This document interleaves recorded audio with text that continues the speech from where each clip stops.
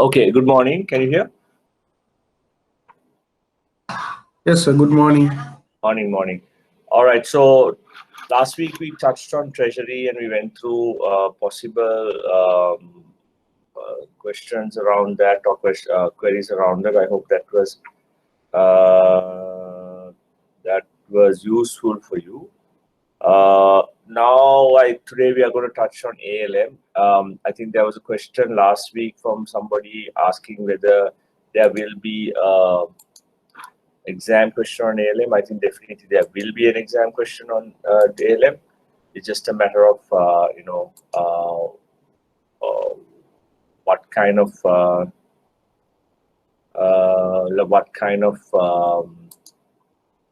area we'll cover in it, and that honestly we've still not decided. It is a vast area, as you know, but we've only touched on a few things in this particular course. So what I thought was, I was not sure how I didn't want to go through the questions I've given you already on that one, so leave that out. I will just go through, we did a couple of presentations on the ALM. I'll just go through the PowerPoint once more, and we can discuss some, I won't go through all the PowerPoints again, but I'll just discuss the basic. Can you see the presentation on your screen now? Yes, sir, we can see. Okay, so I will go through the principles around what we discussed, and perhaps discussed any work, maybe do some workings on the board, and discuss any sort of specific queries around what we have done. There is also some reading material that was given in the references in the third slide in this particular presentation that was shared with you. You can look at that as well. But main thing is to understand the concept. And like I said, it's not going to be a very complicated set of questions that we are going to ask in this case. But I think the important thing is to know that there will be a question on it, and how the scope of it will be. It will be that you need to have the knowledge to know the basic concepts around it, basically. Yeah. Okay, with that we start off. So basically ALM. So let's start from the beginning. Look, slide number 2, looking at the definition. So what are we discussing here? ALM. What does ALM stand for? Start and stop. Asset and liability management. Okay, and then basically from an ALM perspective, if I were to ask you why we were looking at it from at a bank perspective, what is the importance in a treasury management course that we're doing right now? Why is it that we are looking at as in liability management?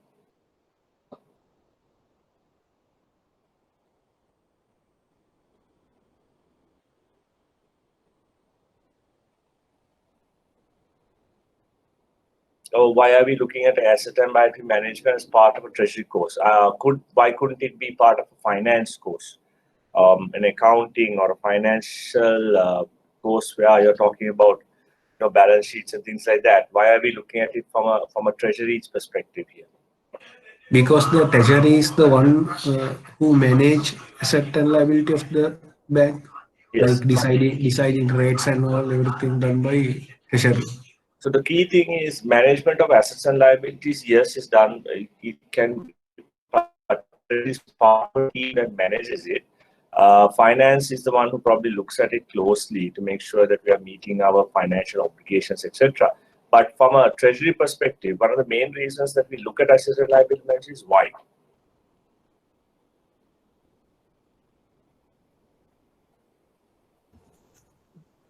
To effectively manage the liquidity of the bank. That's one reason. Other reason? For risk management purpose? Yes, okay, fine. Another reason? Perhaps in some cases, some would say not the most important, but we'll say one of the most important reasons.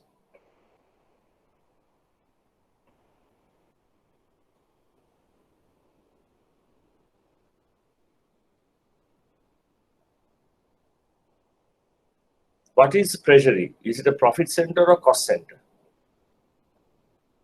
Profit center. So when we look at ALM from a treasury perspective, what are we looking at?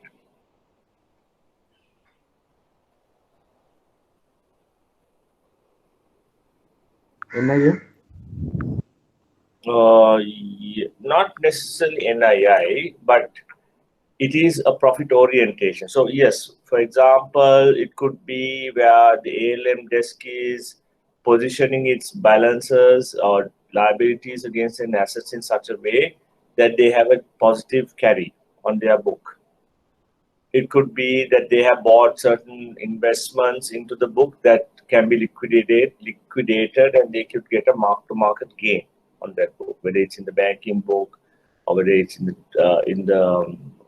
whole trading in the trading book. Yeah, it could be that they are funding a long-term asset of the bank, but they will do it in such a way that it's done managed in a way that it optimizes the return for the bank. So if I give you an example, you could be a person who has lent to a corporate banking could have lent to a corporate at 15% interest for 5 years.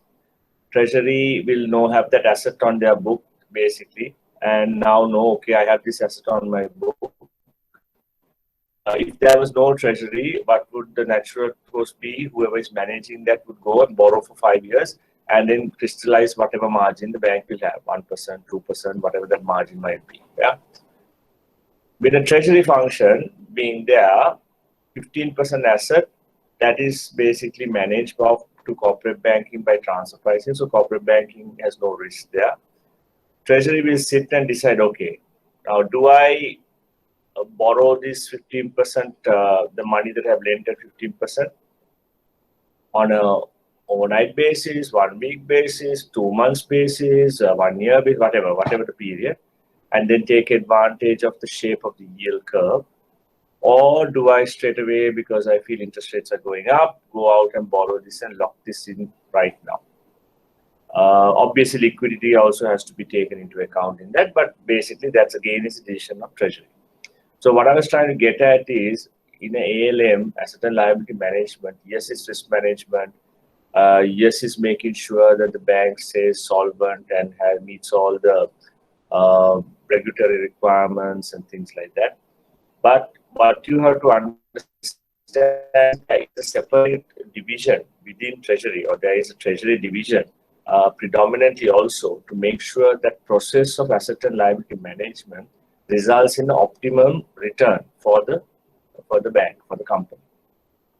So that is why it's very important. So when you look at this first one, definition is clear. Overview of financial risk, will touch on that. And as a management tool and what it is in the ALCO process, that is one of the key things that you have to understand. ALM is not a static and a cost center driven exercise. It is a profit oriented and a very much proactive decision making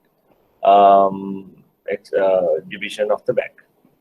Any questions, clarification needed, or queries you guys have?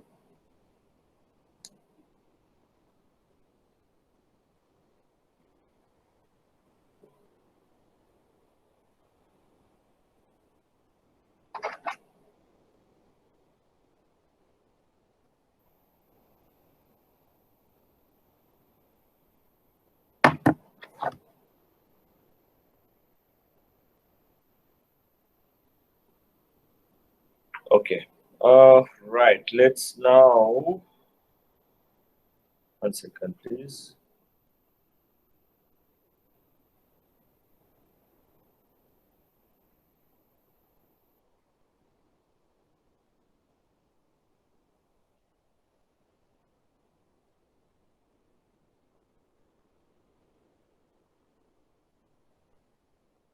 Okay.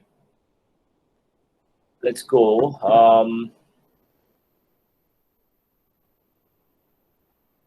So slide number 5, we're talking about balance sheets there, yeah?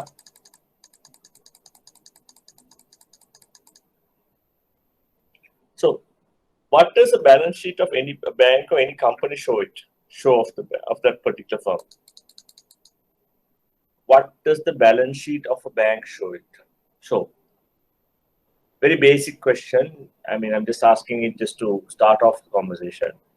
What does the balance sheet of a company show?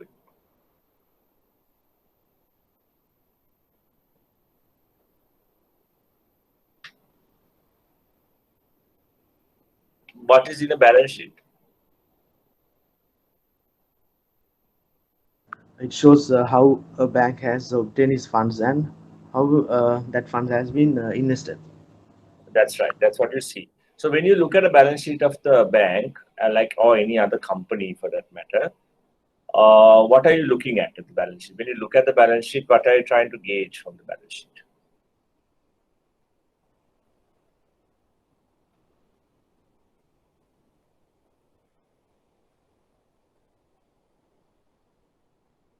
It's the financial position.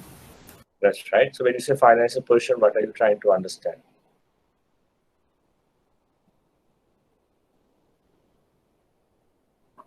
How well bank has borrowed these funds and how effectively they have invested those funds.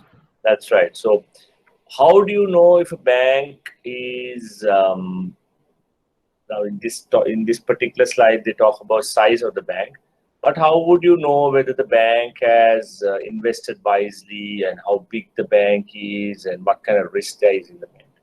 By simply looking at the balance sheet of the bank. From the assets and liabilities. Yes. So how, if you are looking at the assets, we'll say, how would you, for example, with the assets, what will your immediate attention go to if you're looking at the assets?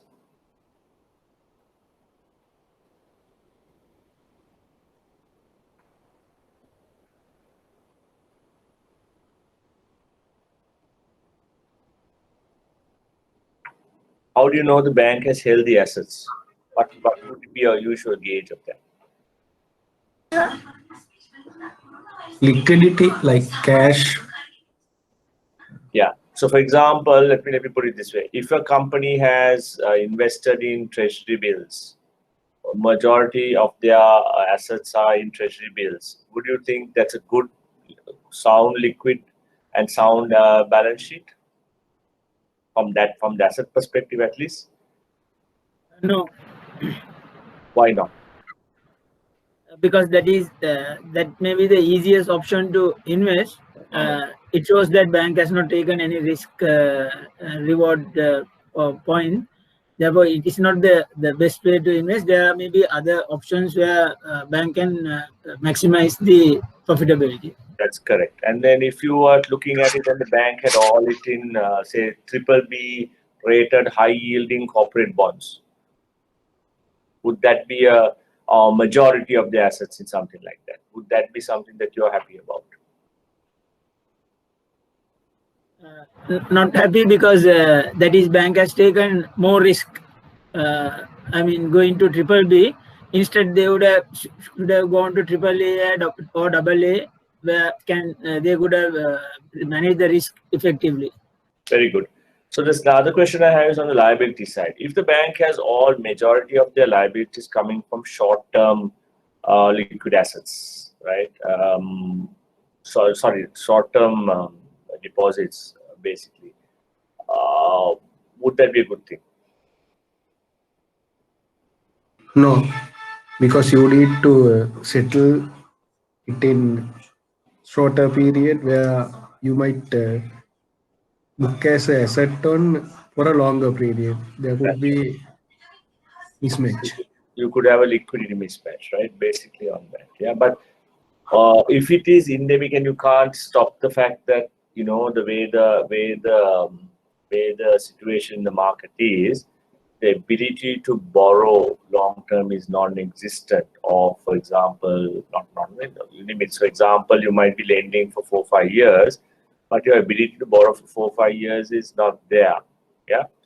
Then how do you manage that kind? How would you gauge whether the bank is still okay? So what I'm trying to say is, if you have a guy who has a balance sheet where the assets have been for 5 years, and then you have somebody who has liabilities for an average tenure of 1 year. Yeah, but that's because of the way the market is, and there are no long-term liabilities to source. How would you gauge whether that bank is healthy or whatever? What would your argument be to say it's healthy still?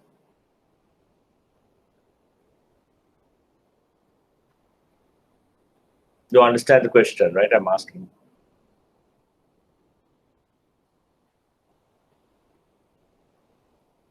So can you repeat it? Yeah. So we'll say the bank has long-term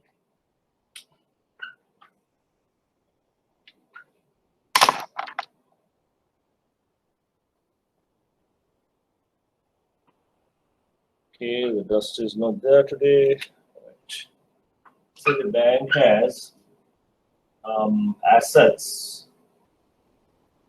liabilities. If the bank has assets for 5 years and liabilities average of 1 year. Okay, but I'm saying that he can't match the tenors perfectly because of whatever reason, right? Market doesn't allow him to borrow liabilities for 1 year, more than a year, but he has created assets because he has a view on interest rates or whatever it might be for 5 years. Now, how can I still argue that this is not necessarily a bad situation? How do I sort of determine whether this guy is healthy or not? Still. Because in the long term, if your forecast on interest is a decline trend, then you will be able to get the liabilities in the sense deposits and all at a cheaper rate. And Yeah, that is from a profit point of view, and you're right. If deposits keep rates coming down, his view is correct, and he keeps making money. That's right. But how do I argue that his balance sheet is healthy? But you all mentioned earlier that when you have short-term deposits, you might not necessarily be able to get the deposit again, and you have an asset on your book, right? How do you know that he's still able to do that even after a year? Not from an interest rate and a profit perspective here, more from a managing to roll over this gap he has. Additional funding line? Yes, okay, so maybe you have to see what the funding line, okay?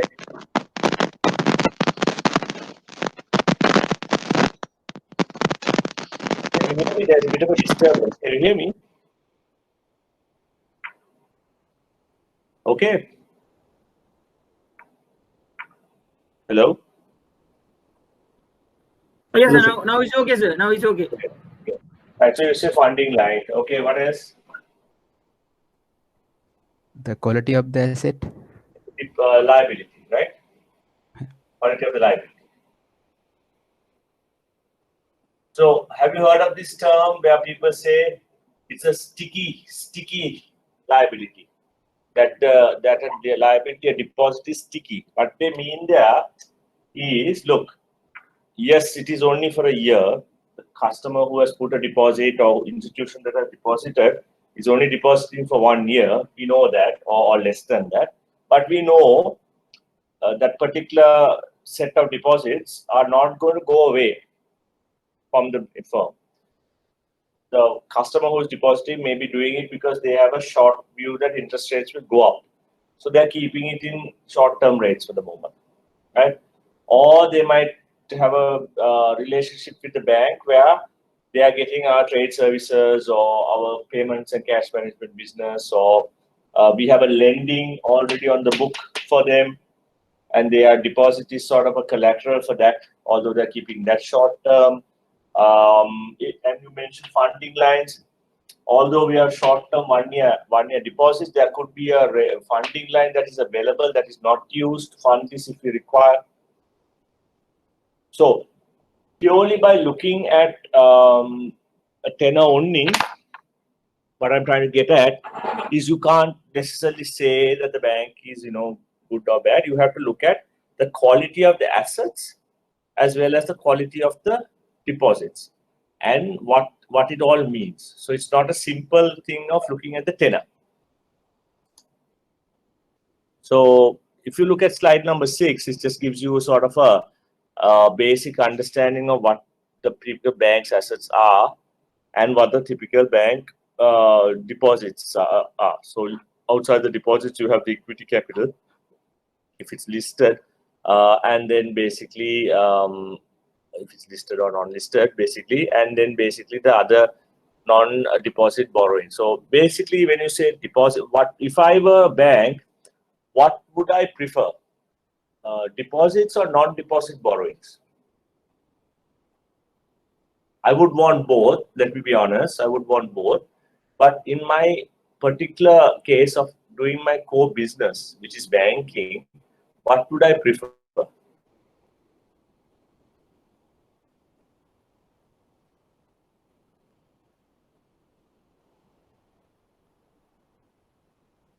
Deposits from the public, I mean, Okay, why do you say that? because it diversifies the risk of the portfolio, where there you get more people investing, therefore you the withdrawal at once won't be an option. But yeah, correct. So if you ask me, I opened my first bank account maybe 29 years or 28 years ago. Yeah. I don't think I have too much money in that account, but I still have the account with me. Yeah. I might occasionally use it. So although I have not really had a reason to do anything with it, it doesn't pay me a big interest rate. And I don't have a lot of money in it. I would put money. So what the bank hopes to get from a depositor, especially from retail depositors, more than corporate depositors, where deposits are concerned. So this side of the balance sheet for a bank is usually driven by retail. This is usually driven by wholesale, which is basically corporates, right? Or institutional names. This side is usually driven by retail. You would find that a lot of the retail depositors will not necessarily take them or close their account and leave. They will maybe take money out occasionally because they are getting a better interest rate somewhere else, for example, but they'll probably bring it back if your rates are better once more. So it's a very long-term relationship where you can actually change things very fast. Yeah. Okay, so non-deposit borrowing. So if that's the primary thing of the bank, and we are saying that we also don't mind having these non-deposit borrowings, right? Why do we have an option of non-deposit borrowings? And give me an example of those non-deposit borrowings.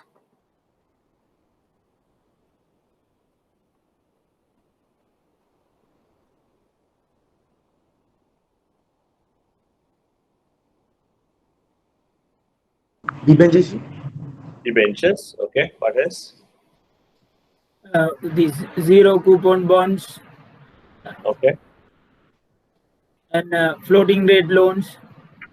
Deposits, no? Sorry, deposits. Yes. Yeah. Okay, so why are we going into this area that is not deposits here? Why are we offering products that are not your core banking, traditional deposits that you give a client, current accounts, savings accounts, fixed deposits? Why are we doing this?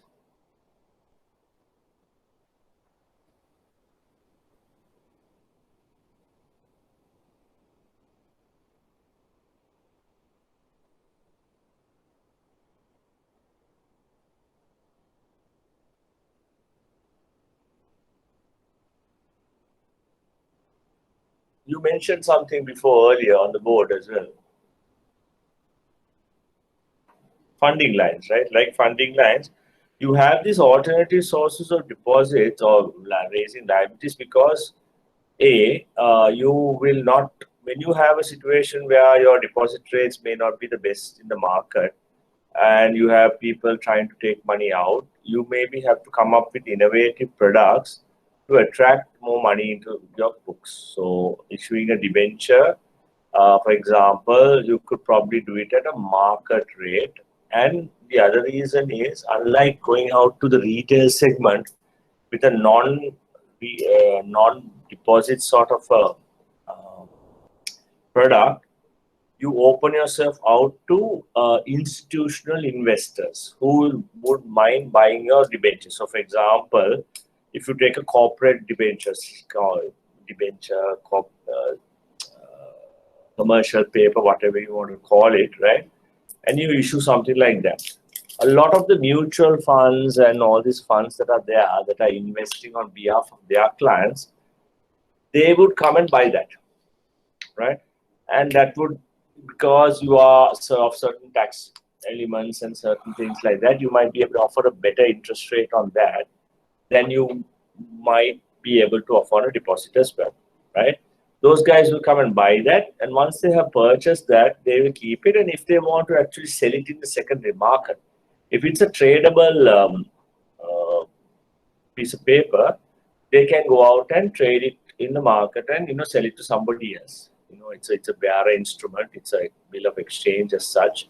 You can go out there and you can basically trade it. Yeah. So for an investor in that, it could be the yield, it could be the tradable properties, ability to trade the product that gives him this thing that, okay, I can buy, instead of putting money of 100 million rupees in a bank in a deposit for 3 months, I'll rather buy a 3 months corporate debt, treasury bill or whatever you want to call it, right? Not treasury bill, sorry, commercial paper or something like that, which might be 0.5% more in terms of return.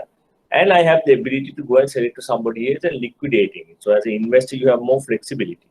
Now, where does he have to worry about that? He has this credit rating, who's underwriting it, all those things. It's the same institution. There's no problem there. So you can actually attract institutional investments. You can attract big ticket items in a short period of time by issuing paper like that. And people who have more sophistication in terms of what they want to do with that.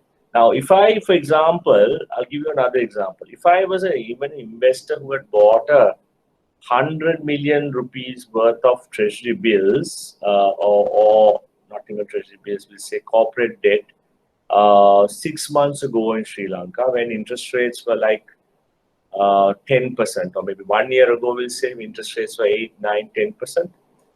Right? Now, if I put a deposit, now I'll ask you all a question, right? I mean, you're all working, so you should have an idea of the current situation. If I were a person who had bought a corporate debt at 10% 1 year ago, right? 10%, okay? The way of facing this. 10% in January 2020, I would have bought a corporate debt, yeah, CD. Now, and then the deposit at that time was also, we'll say 10%, argument's sake. Forget the tenor, doesn't matter, 3 months, whatever you want to call it, right? Today, CD is valued at 5%. Okay, and deposit is also 5%.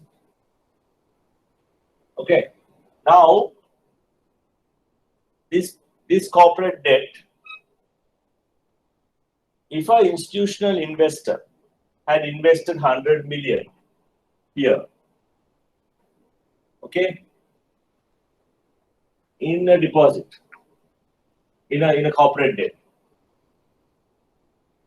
or here in a deposit, what would be the better option for him?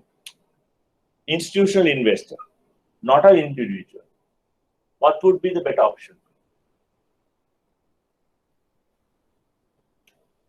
One or two, taking into consideration today's situation.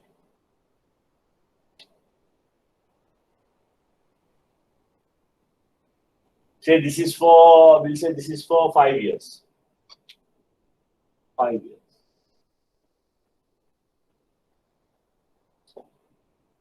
What would be the better option for him? Option 1. 1. Why did you say 1? It has a fixed return, I think. It has a Fixed return for some period. so there's deposit. Why not 2 then? Deposit on the 5 years is fixed to 5 years. This also you can fix to 5 years at 10%. What is the difference? There's no difference here. The first option has the secondary market. Exactly. So what has happened in the secondary market now? Since the interest rate has goes down, we can sell at a higher price. You can sell at a higher yield is lower, price is higher. That's right. You can sell at a higher price. So if the institutional investor's intention was not to hold on for 5 years, but you wanted the ability to trade the product, and basically, because ultimately it doesn't matter to the bank, right? They raise their money, it's there. Instrument is now traded in the secondary market. So until the maturities come through, the bank has the same sort of liability on their book, similar liability on their book. So they have funded their liquidity requirements, everything is also. Now this is instruments trading in the secondary. Now, the institutional investor has the flexibility now to go out and sell and make a 5% capital gain for the remainder of the period of the loan. Not a plastic up. But 1 second, hold on a second.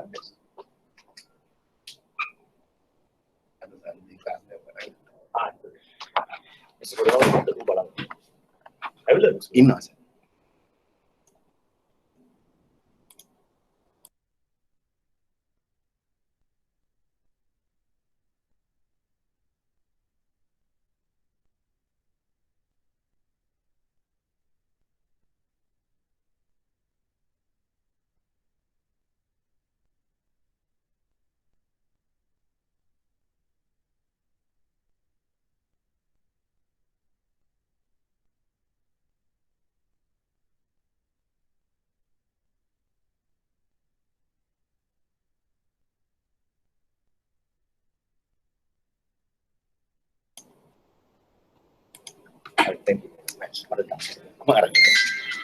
Hi guys. So can you see me right now?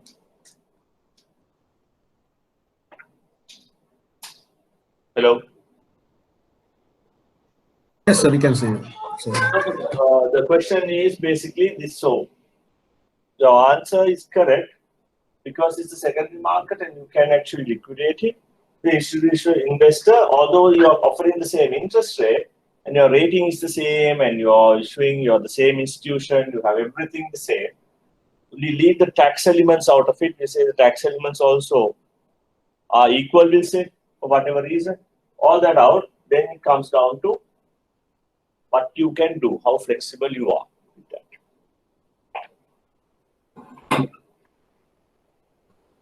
Is that clear?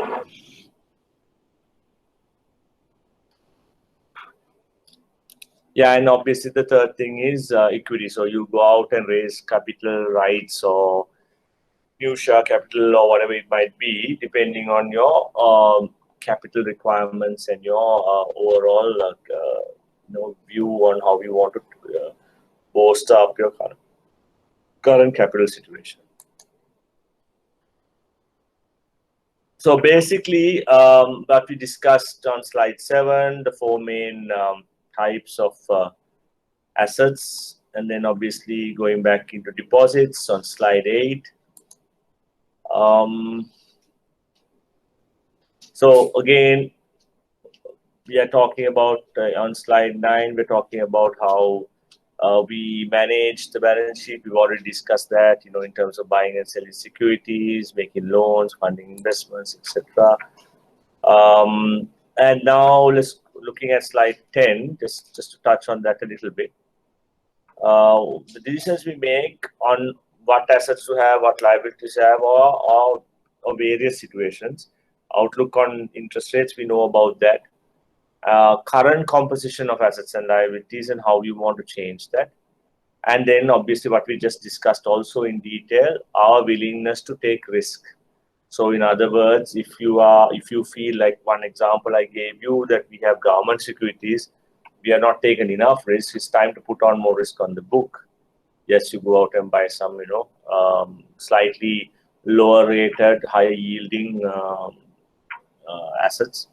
If you are too much on the risk side, then you go out and buy some government securities or a higher rated but low yielding sort of a asset.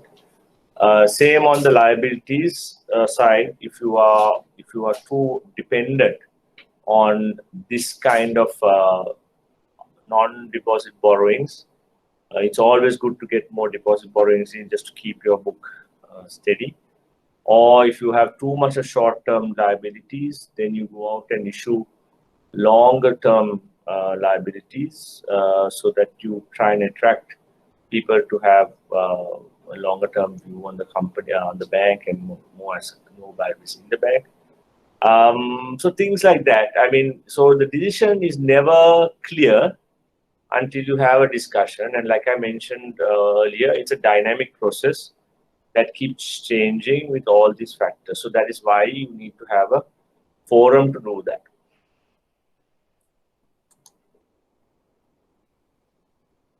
Yeah, so basically ALM, asset and liability management, is the process of doing that, making those decisions.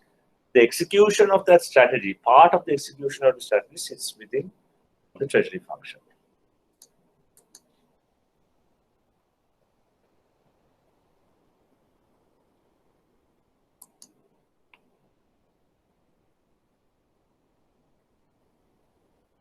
Yeah, so if you look at slide 13, it gives a very broad view of that.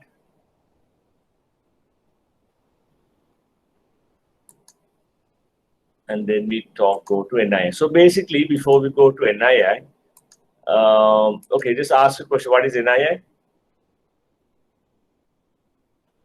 What is NII? Net interest income.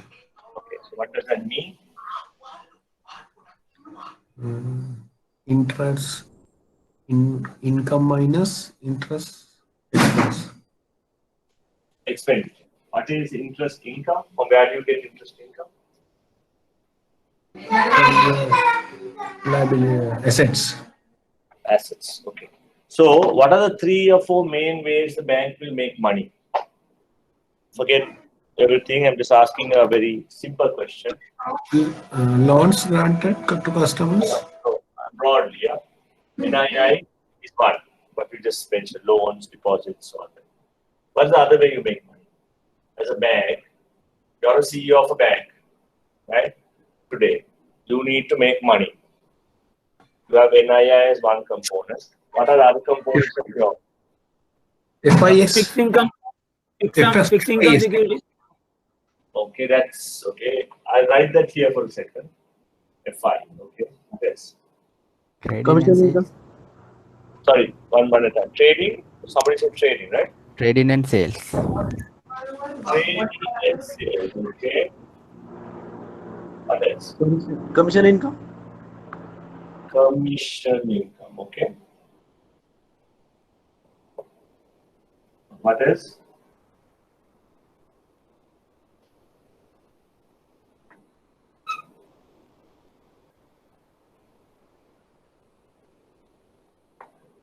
Service charges. Service standards. Okay. Good. Tell me, what else?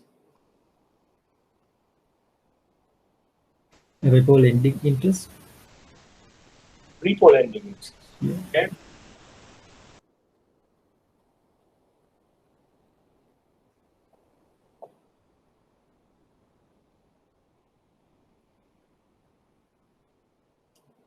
Okay, so broadly, let me put it this way. You have NII, this repo lending will come there. Yeah, repo lending will come there. So we have that covered. Then you have fee income. What is fee income? Basically commission, trade tariffs, charges on your credit card, charges for establishing a loan for somebody. Basically, that's fee income, right? Then you have trading income.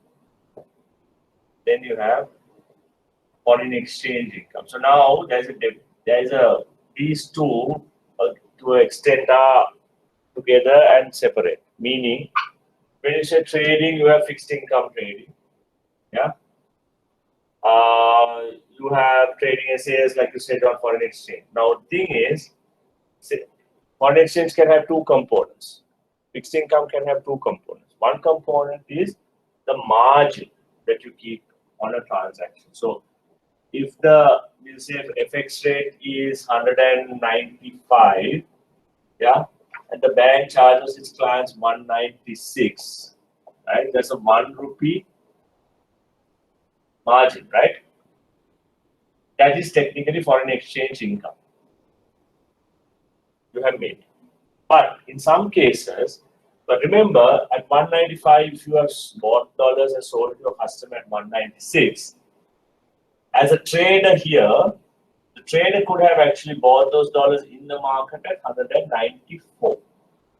Because there is a difference between trading income and sales income.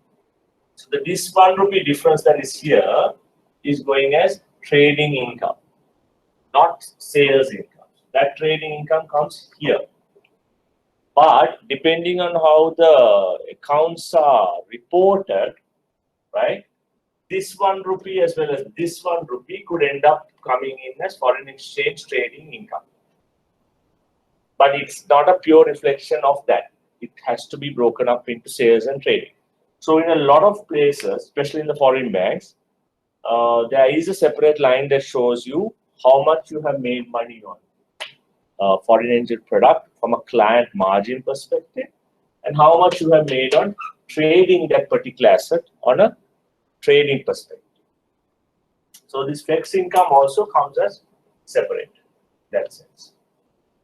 Same with FI, you have FI trading and FI thing. So if you look at all this, treasuries usually do not have a fee income. There is no real charges as such, very rare. Trading obviously fixes obviously NII, yes. From a more trading perspective and money market perspective. Then other thing that you have to understand is some of the income that we get is also based on mark-to-market gains. So, for example, you bought a treasury bill for 15%. Now you decided, look, I don't want to hold on to this treasury bill anymore. Interest rates have gone down to 5%. You're making a 10% mark-to-market gain. Now, that could be argued as a trading income, but if it is sitting in your banking book, it becomes a mark-to-market, and you decide, look, I want to sell this for whatever reason and not hold on to it or whatever. Then it moves away from being a trading to a mark-to-market gain that you're crystallizing today. It's not that easy to get approval to do that because you're holding that for a long-term purpose. Most of the mark-to-market gains also fall into the trading book as part of a trading income then. But that is also a significant part of it. So when I say trading here, I could be where you're buying something at one price, selling it at next another price. Not necessarily large mark-to-market gains that you have over a period of time. Is that clear? So when you look at this, NII is part of the core banking sort of a business, traditional banking business where you take deposits and you lend to your clients. You make the money in between in terms of margins. Of course, in between that, you take your deposit, you have to keep a reserve requirement.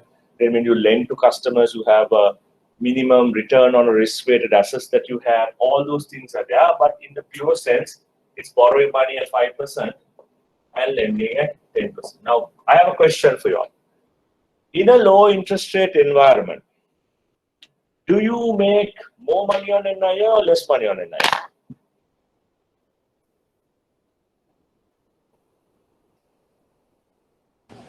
Less money. No, yes. Why do you say less money?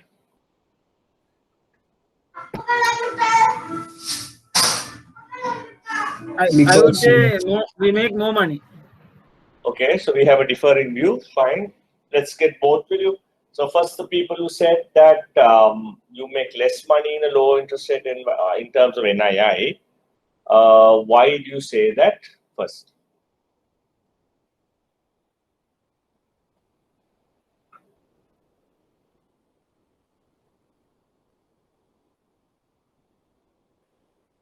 Why do you say you make less money?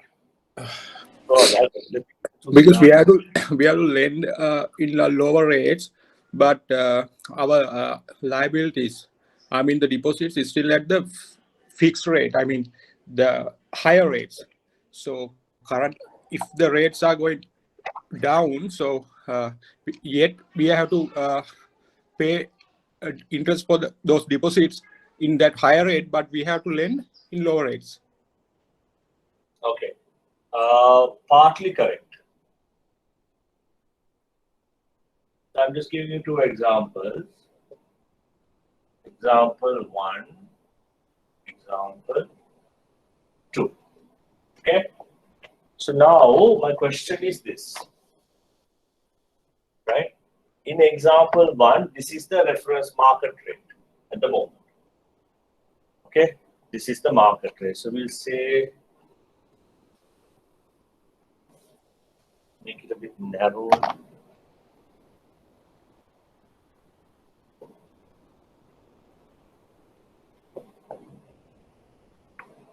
Now, tell me, this is the market rate. Basically, what I'm trying to say when I say market, it could be the repo, reverse repo rate, whatever reference rate you want to call it. If a bank is lending to a central bank or something, they're going to get 5% for a deposit for their lending as a last resort. Or maybe in the market, they can lend at 5%. And if they're borrowing something from the market, they're borrowing it at 7%. Okay. So now, you are sitting there, this is your benchmark rates, okay? And now you have to give a loan to a customer, yeah? Where would you keep your loan at? You are lending to a customer, this is your break-even rate, where would you lend to a customer at here? And again, we are talking at 0.0. Forget about your previous assets and liabilities here. You're starting fresh. This is a new bank. Okay? Where will you lend to your customer at here? Realistically.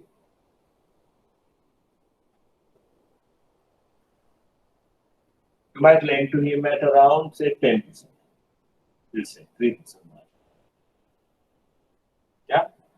And you can probably borrow a deposit here, realistically at around, I would say, 4%. So your NII becomes 6%.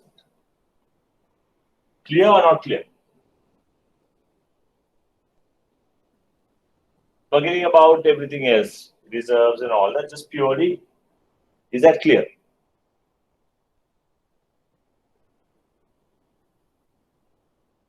Yes or no? Yes, sir, it's clear. Right, good. So now, you're sitting here now, and you have to lend your customer again. So we assume that you lend your customer at 20%. Same 2% margin, right? Your deposit, now, I'll challenge you here. Now, you can only keep 1% on your deposit here, right? Because ultimately, it's low interest rates and you're very much aware. So 1% represents 20% of the reduction in the rate, right?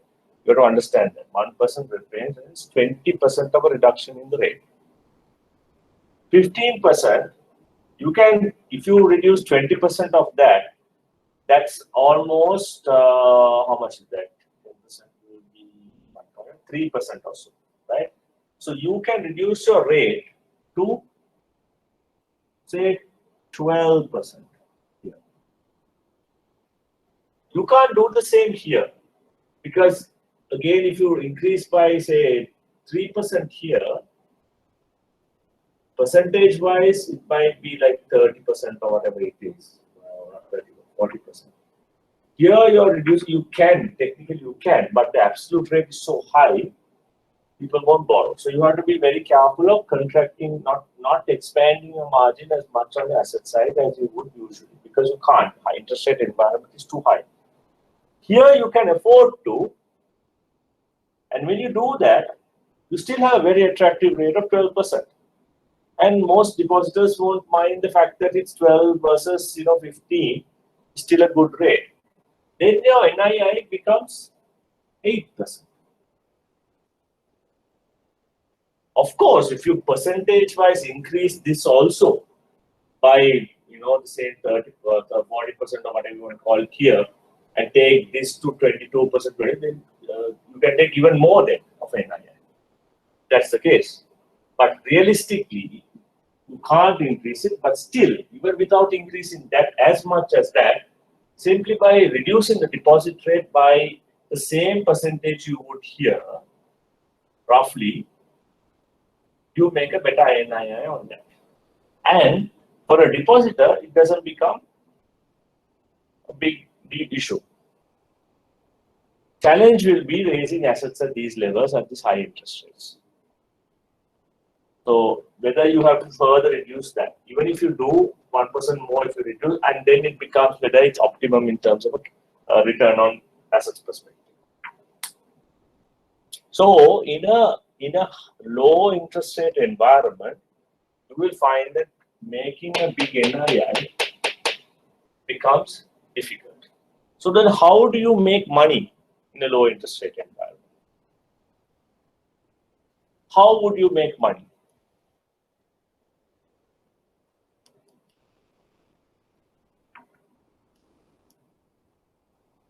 Where would you make money? If your NII is not giving you this, how would you make money? By lending more. Excellent. That's right. By lending more, because this is very attractive, right?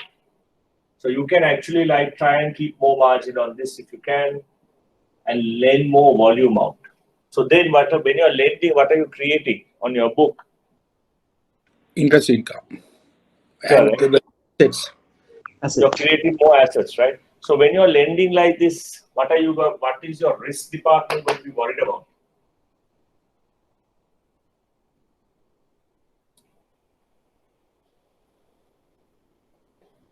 The quality of assets, right? Because now, what are you doing? You're hunting for yield. You're hunting for return. It basically means you're going to go out there and look for the thing that gives you the best return so that you can increase your NII. You increase the volume of your lending. Instead of lending 100 million, maybe you lend 150 million now. And you are increasing, you might be challenging the quality of your asset as well. So instead of doing AAA, we say somebody will go and do AA. They don't mind because they want the return. So your risk department will be very conscious of what kind of assets you're trying to put on the book as well. Is that clear? So when you talk about the risks, you talk about the risks of that. Then obviously you look at the tenor separately. Now when you create an asset here, you don't want to create too many long-term assets here unless you believe interest rates are going to come down further or stay there for a longer time, right? So you don't want to create a situation where you create all those assets that you put on are 5 years or 6 years, and then interest rates start to climb up. The Treasury will have to then wonder, okay, look, where do I pitch these assets at? Yeah?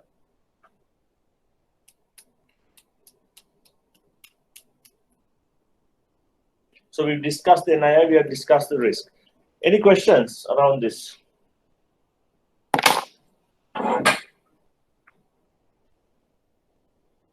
If it's not clear, please ask.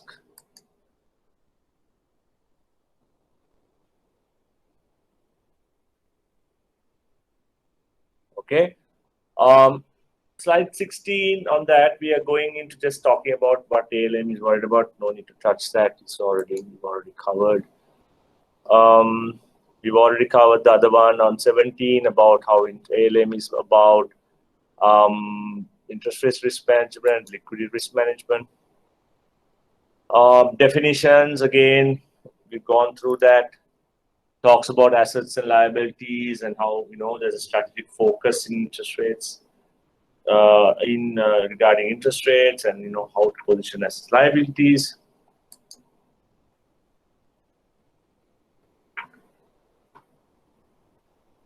Again, we discussed this interest rate view.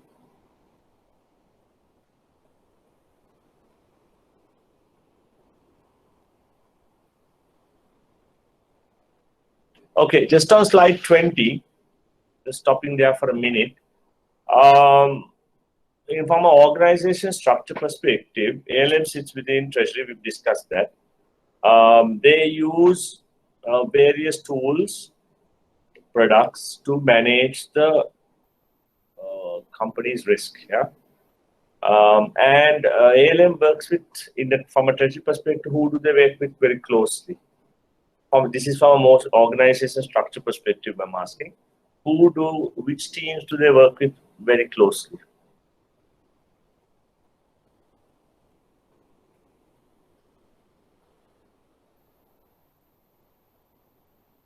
In the bank.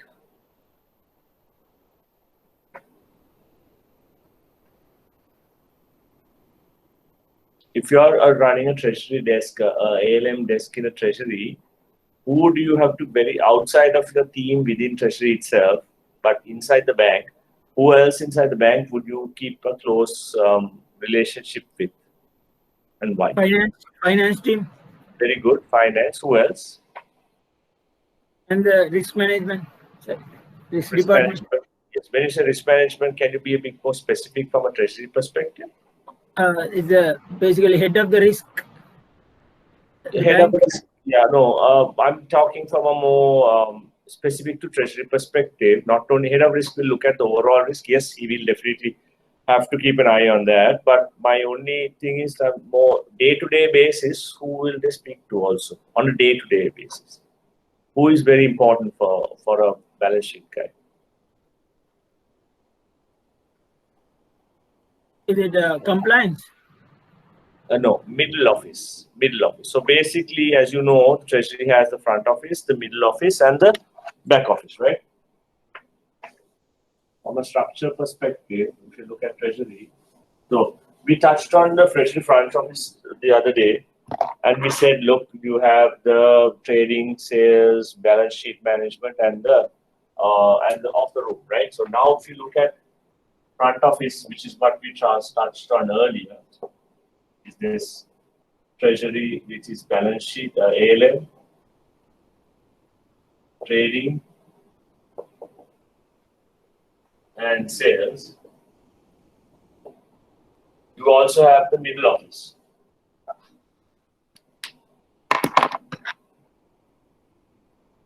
Middle office. And then you have the back office. Now, can somebody tell me, this relates to our previous thing as well, but it's good for you all to know, what the significance of a middle office and a back office is?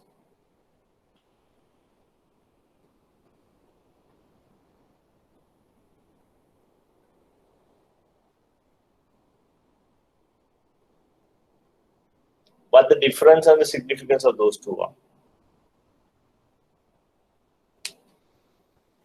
Middle office take cares about the market risk and processing. Okay. Back office is taking care about the operation risk. Very good. Very good. So basically, those days, when I say those days, 10, 15 years ago, there was only what we call the back office. The back office used to do the middle office functions as well, right? Some cases it's still the same. I mean, in the smaller banks and smaller countries, you still have front office and back office. So, for example, if you look at the major organizations of the world, I mean, these institutions of the world, they are defined as front office dealers and back office staff. They still do that. So, middle office has got carved out of that mainly because of risk. Yeah, it was probably decided that you need a specialized team of people to look at the treasury risk part of it, also as part of the overall bank. So the person who is at middle office will report to the head of risk, like you mentioned, yeah, of the bank. In the overall context, whoever will report there. The person who is the back office will usually report to, say, the COO or head of finance, CFO, depending on the scope of the work. I think most often it is to CFO because there's a finance thing there, but because of the operational nature, it could be also COO. It all depends, right? But here it's definitely the head of risk. So the middle office provides the main lot of information that they do provide information to all these people, not to one. But they work the most with them because if you look at the risks that trading and sales put, it's mostly day on day trading limits and client limits for clients and things like that, right? Which is normal, which is fine. But ALM is more dynamic in the sense of the position of the bank could be changing daily. The balance sheet could be changing daily. So there is a more dynamic process with ALM. So you have people like product control and people like that within the middle office functions who are actually work more closely with finance than they work with treasury. They get into treasury for the part of execution and understand the strategy, but they have a very strong thing with finance. So that's the other thing. Even within this middle office or back office, depending on where, there are people who will definitely report into finance and product control. So the back office that we had those days, where we had product control, operations, the guys who looked at the risk part of it, where everything was one, has got split up in some places, where the middle office will look at the risk part of it. The product control guys will look at the product risk part of it and report like in finance and ALM. And the operations guys will look at the pure operations side of things. So processing deal tickets, sending out confirmations to clients, making sure transactions are done, all those things. Yeah. Any questions?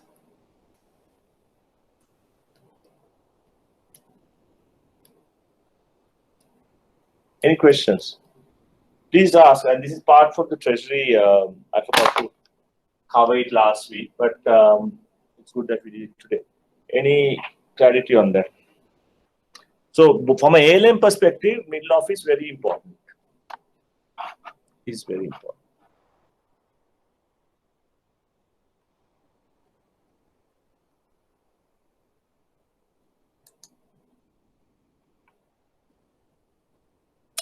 Okay, so overall financial risk. So basically volatility of assets and liabilities and losses. We've covered that.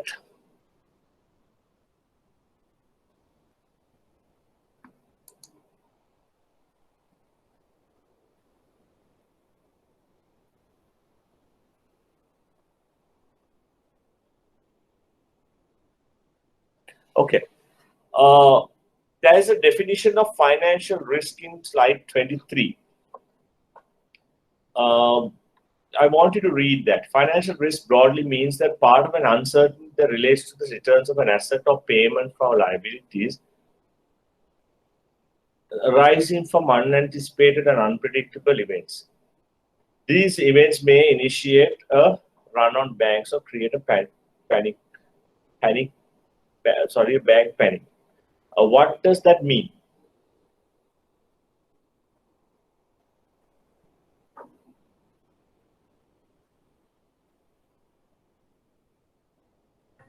Because bank need to repay customers' money as and when they requested. You need to have that ability. Correct. So what does this mean? What is the financial risk created? What can create a financial risk like that they're talking about here?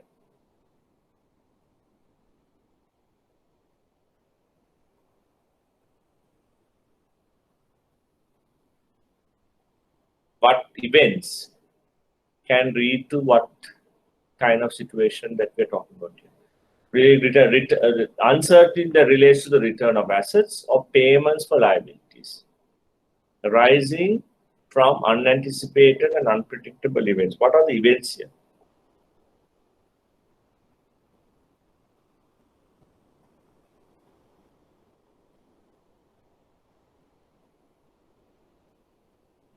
What are the events?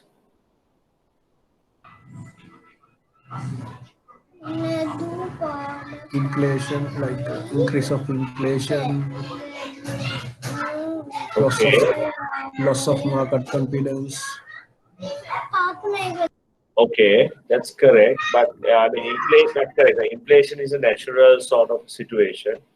But what kind of financial event, like a large event, can create a situation where somebody will not pay you back on a loan,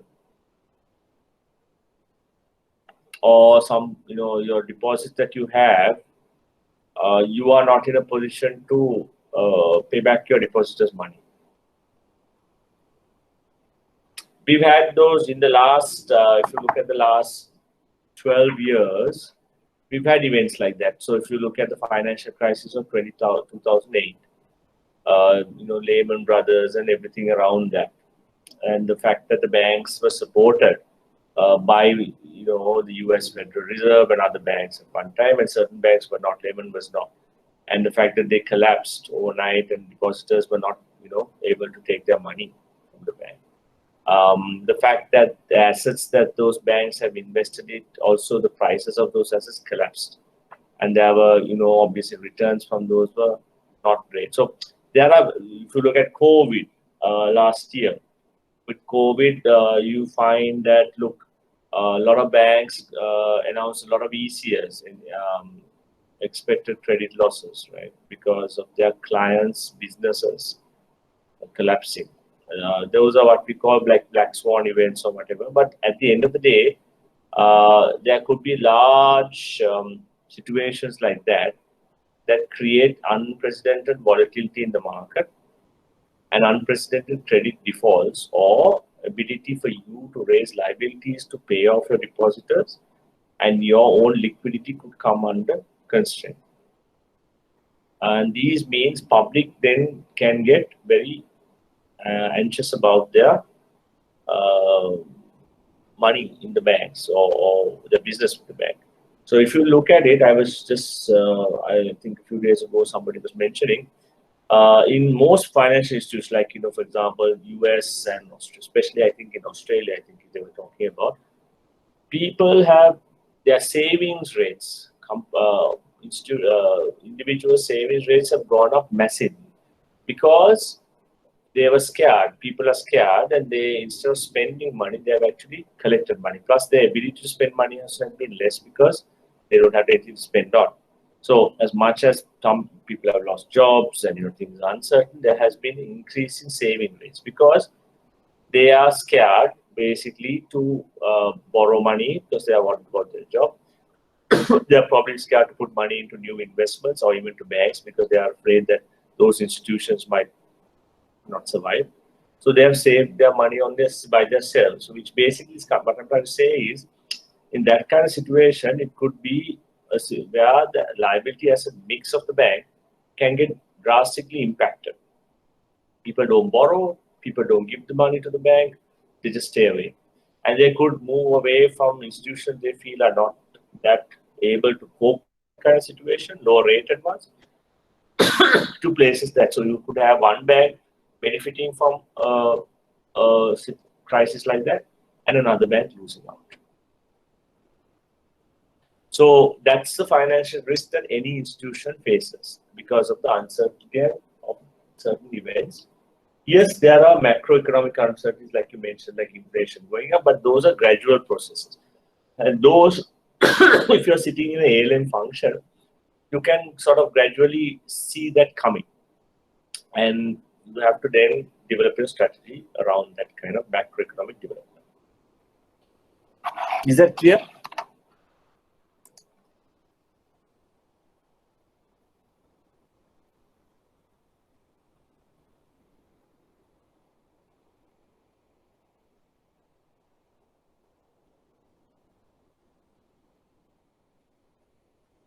Okay, so basically from ALM, we go into ALCO. Basically, ALM basically sits within ALCO. The head of ALM will basically, or the treasurer, will sit within ALCO and basically decide the bank's overall strategy in terms of managing its balance sheet. I don't want to go into the details there. It's very straightforward. Basically, the meetings and what we discuss and all that is minuted. So those are. A small question. Please do, yes. Actually, now we have about 28 licensed commercial banks in Sri Lanka. Yep. I just want to know from the practical side, now how many banks do you think have this? Now, ALCO is doing this job, okay, and predominantly ALCO is doing. Do you think how many banks in Sri Lanka has this ALM desk out of these 28 banks? Just Okay. rough. Right. So basically, what happens is, I'm sorry, I don't have details of all the banks. I can talk about the larger banks. For example, out of the 28 banks, I can tell you probably about 10 banks are active in the foreign exchange and money markets, not the rest. Rest are very much smaller players and not significant in terms of the size of their operation. So bottom line is that these banks that we're talking about, they probably have an ALM function, but may not have a desk per se for it. So, for example, I can give you my own experience. I'll tell you how it works within my own institution, for example. There are countries where we have maybe 2 or 3 people who run the treasury, global markets of treasury. So those 2-3 people handle the trading, the sales, and the ALM function as well. Now, because it's a very, very small team, they don't necessarily have a division. But having said that, because of certain global restrictions where you cannot have an ALM desk sitting within the Treasury Department without proper controls in place, where you have separate segregation and all that, which is a different thing, basically, where they don't want information in the ALM desk falling into the hands of the people on the trading and sales side, because it's the bank's money versus the customer's money, right? Bank's trading position versus the customer. So there's a conflict there. There are certain controls in place to manage it. So to answer your question, I think if you look at the local banks, I don't think that is very strictly adhered to, where there is a segregation, number one. So you might have a situation if it's a very small bank and everything is sort of put together, that all of these functions are handled by 1 or 2 people, not per se from a person who is the ALM, head of ALM desk. I would say maybe 10 banks have a proper segregation of this, right? Sometimes this might sit within the treasurer's own purview, meaning he could be the head of ALM and the rest of trading and sales could be different people. So I don't have the data with me, but I would suspect that a proper segregation probably happens maximum with a half of those banks. From that now, as you mentioned that if ALM function comes under the treasurer of the bank, yes. Does it serve the purpose? Of course, yes. Why wouldn't it serve the purpose? I mean, since you mentioned that control aspect. Oh yeah. So what will happen there is now, okay, for example, if ALM and trading and sales are separate, if there's a head of ALM, any information the head of ALM have or the other 2 desks have will go to the treasurer or the head of markets, because at the end of the day, he has overall responsibility of the whole team. So he is bound by his own secrecy and not sharing information with the other parts of the team. That is his integrity and his code of conduct and his ability to not share that information. If he is found sharing that information, he is liable for that. So he has to segregate. But from an overall room perspective, he is the guy who sees everything. Now, if he sees some information on the balance sheet side that could be harmful for the bank here, he cannot interfere. He can only basically manage that on a standalone basis. He cannot put the interest of the bank ahead of the interest of a customer, if that is the case. There are different views there. But the treasurer is bound to make sure that segregation takes place. So if ALM sits with him, and he also sees trades and trading on the other side, right? The ALM function there is no head of desk, he has to make sure that he has a proper segregation within himself of that.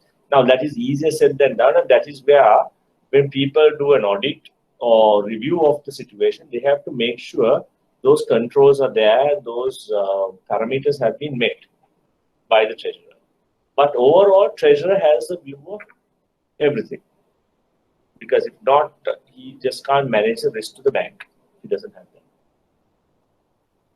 Within certain, you have Chinese walls, you have firewalls, you have certain controls, you ring-fence the risk, but he does have overall view of everything anyway.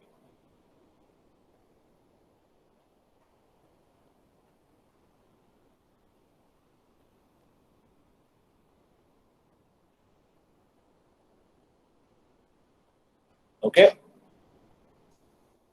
Thank you, sir. No problem. Thank you for the question. So, in terms of ALM, going into specific, we've discussed many of this, but just, liquidity risk reports, look at identify balance sheet issues, balance sheet gaps, interest rate gaps, review deposit pricing, so nothing new there. Scope of ALM, risk management, managing business after assessing the risk involved to maximize equity value. This involves assessment of various types of risk and altering the risk asset type mix in dynamic ways to optimize profit position of the organization. So very straightforward. Yeah, okay. All this can be done by looking at return on equity, return on curve. Yeah, okay. So you know what return on equity is, profit margin into asset utilization, into equity multiplier. So basic concept of how much are you earning on your equity that you put in.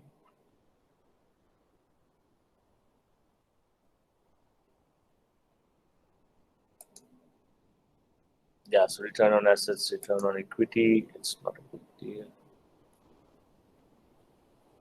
Measuring risk by using appropriate tools like gap. We discussed gap, duration, duration, VAR, stress testing. Mainly managing market risk, mainly interest rate risk, optimizing interest income, trading book management. This should also cover exchange risk management. So now when you say trading book management, you have fixed income trading, you have exchange risk trading. In Sri Lanka, the main two asset classes that people manage or trade are foreign exchange and rates. There isn't much, or there isn't any commodity trading in Sri Lanka. I think I mentioned that.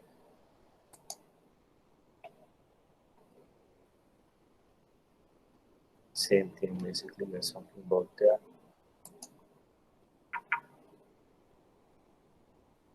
Dynamic process, that's also we covered. Mentioned profitability and liquidity, yes, we covered that. So if you look at slide 38, it gives you a broad framework. Now, in that framework, you can see ALM has various functionalities or broader frameworks within ALM that ALM contributes towards. Let me put it that way. So if you look at it, it has contributions towards strategic, organization, operational, analytical, technology, information. So in other words, it's a two-way thing. ALM contributes to that and that contributes to ALM, right? So there is a requirement from each of those frameworks for interaction with the ALM function for whatever reason. So let's look at those little. So we've discussed this one already, strategic framework. We know that ALM is very important for the strategy of the bank. We need to identify at an early stage what kind of risk the bank is willing to take. Is it as part of the organization's vision, as part of the organization's basic concept of basic business norms or whatever practices? What kind of risk is the organization willing to take? And if that, based on that framework of what they want to do, ALM has to then go, okay, this is what we're going to do. So, for example, organizations, look, we don't want to invest in anything other than BBB plus bonds. We don't want to dwell into derivatives. We don't want to dwell into complicated products for our clients, for example, you know. So then within that framework, ALM has to then decide, okay, when I go to fund, how do I fund? When I go to create an asset, how do I create an asset? When I go to offer products to my clients, from my balance sheet side of it, how do I have to manage that risk? Yeah. So those broad frameworks that has to be established before ALM can come up with a strategy on what they want to do. Yeah. And based on that, there has to be a realistic return on equity, return on capital, or whatever that has to be established from that point onwards. Right. Next one is again a very much more you know, what we discussed on the organization framework. Like I said, these can be very these structures can be very different sometimes. So when we look at the organization structure, we have, like I mentioned here in this case, right? ALM can have contributions coming from middle office. ALM has contribution coming from the back office from operational perspective. So it's important to make sure that for this function to operate properly, they know where they're getting their information from, and these guys, they know who they have to get, who have to report to, and making sure that there is no conflict between the two. So, for example, you can't have ALM function getting information from here and also reporting into the head of risk. Then there's a conflict.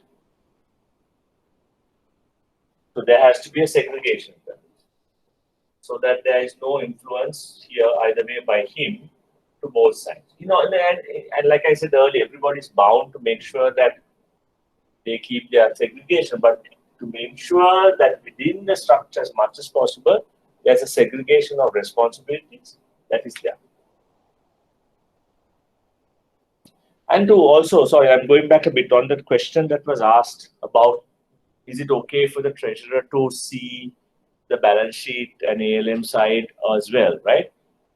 There is it doesn't happen in Sri Lanka, it doesn't happen in smaller markets, but in larger markets and larger economies, larger countries, there is a data segregation there as well. Exactly for the reason you asked, because the treasurer is a separate role, the head of global markets is a separate role. So head of global markets will look at trading and sales and all the trading sales related income coming from those assets. The treasurer will look at only the balance sheets of the particular bank.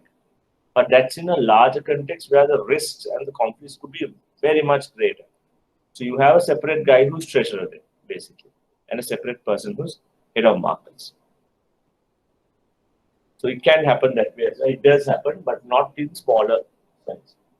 So organization structure, just to make sure that you know who is there and who everybody knows what their role is. Also within ALCO, what your role as ALM is, what your obligations as ALM is, and you know what it means after that, basically.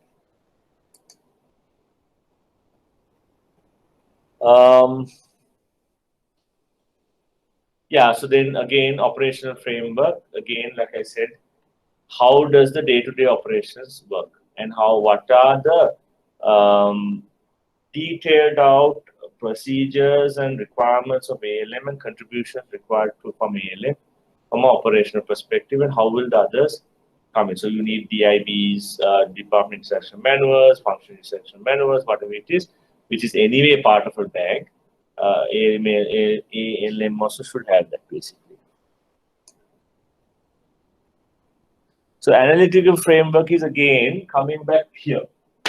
Now, it is very important that ALM has a good analytics team who will tell them, okay, look, these are the risks you have. And now the question can be, why doesn't that analytics sit within ALM itself in the treasury? It does. They do have their own analysis as well. For example, some ALM teams will even do economic analysis. See, look, you know, look at data coming from research teams and then tabulate that data, and said, okay, inflation is going to go up this much, therefore we need to look at interest rates views on this much, all that. But they also have separate independent research teams who will give a view on interest rates. Now, independent, that's very important, because even when you talk about analytical frameworks, you're talking about independence, so that you have a fresh set of eyes who are not biased by your own views, who are not biased by your own information, who will then sit down and say, okay, we are going to basically this is what we see. So the AML guys can then look at that and say, all right, okay, it's consistent with my view or it's different to my view, right?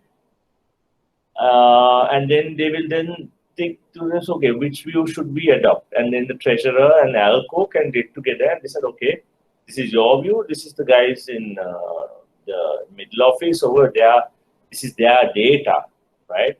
Your own data and your analysts are saying something else. You have a separate view on it, right? Let's see what we need to adopt. So the analytical framework is very important to make sure an independent set of eyes look at it, and also to make sure that you have complete fresh layout of data. Then when you have a team only doing that, that is very, very important. Yeah, so technology framework. Now here, for not only for ALM, but even for the other parts of Treasury, this is very important. Why do I say that? Why is technology important? Because that will give you the real-time picture of this thing, like when it comes to Exactly. positions, Not everything. only Yeah. real time, but also something else. Not only real time. Real time is definitely important, but something else that's very important.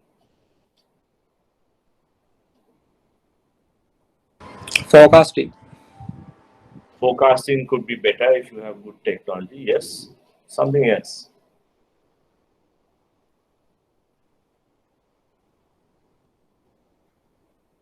Accuracy of the transaction. That's right. You also increase the accuracy. You reduce the manual intervention. You reduce the risks, operational risks, typos, and putting a wrong digit somewhere, or putting it in the wrong cell or something like that. With technology, you have the ability to do it faster, more accurately, and reduce the risk from operational perspective as well. And you get all the information you need faster in a more and obviously. You can also not depend too much on headcount for that as well. Now, for example, during COVID time, the use of technology and having networks set up like that and using technology as much as possible has made it a lot easier for people to stay at home even and work and still manage risk efficiently. And if you didn't have technology and systems to do that, it would have been very difficult if you needed to come to work and manage it on some sort of a ledger or on an Excel or something like that. The fact that you can maybe go to a cloud-based thing and have everything in one place, download that information from that place, and then efficiently manage your day-to-day activities. I wouldn't say necessarily be too strategic, but being able to manage your day-to-day risk, I think was a testament to the fact that technology is definitely very important. And not only ALM again, each division of the bank has to make sure that wherever required, wherever possible, that technology is up to date. Yeah. So information reporting framework again falls within technology again to an extent, but I think here we are looking at it separately, mainly to see what kind of information, how frequently, and what is it you want. So ultimately, you have to understand one thing: there is a lot of information. As a treasurer, as a head of ALM, you get a lot of information, but you need to filter out what you need and what you don't need, basically. yeah, and be able to take that. So that is where that framework is important for you to define what your requirements are. Yeah, so basically performance measurement framework is within the whole function of HR to make sure that, not HR, it's not that, but basically to make sure that you have a clear understanding on how performance on a ALM desk is managed. Meaning that, are you looking at it from a pure profit point of view? Are you looking from a risk management point of view?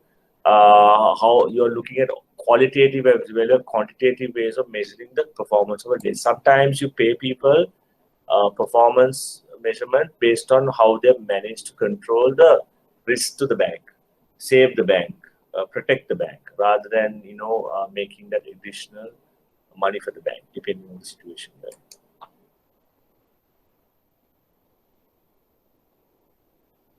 Right. And then RC, regulatory compliance, obvious, because what you do is always has regulatory risks. You need to work closely with RC to make sure that you're adhering to whatever requirements there are. That is very dynamic in countries like us where we have regulated markets. It's very, very important to have that constant dialogue with the regulatory compliance department. Control, again, comes with your operations team, basically.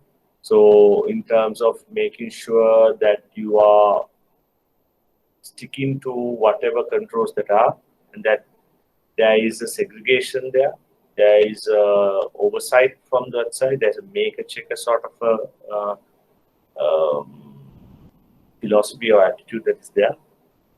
And that is very important because expansion and growth without control is the worst thing you can do.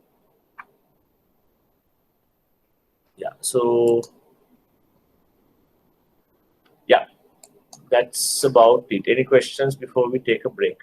We'll come back and go through the remaining presentations as well. Any questions? So can you please do question number 4 of the revision material? Sure. Well, can you read it out? I don't have that with me at the moment. Can you read the question out, please, if you don't mind? The SMBC bank holds the following interest rate sensitive assets and Okay. liabilities. Some, is it? Okay, we'll do that. When we come back, we'll do that, if you're okay. Okay, sir. Yeah? Thank you, sir. Right, give me a second. I don't know whether that is here. So in case if there's a question, Okay. say that what are the primary functions of Treasury Department?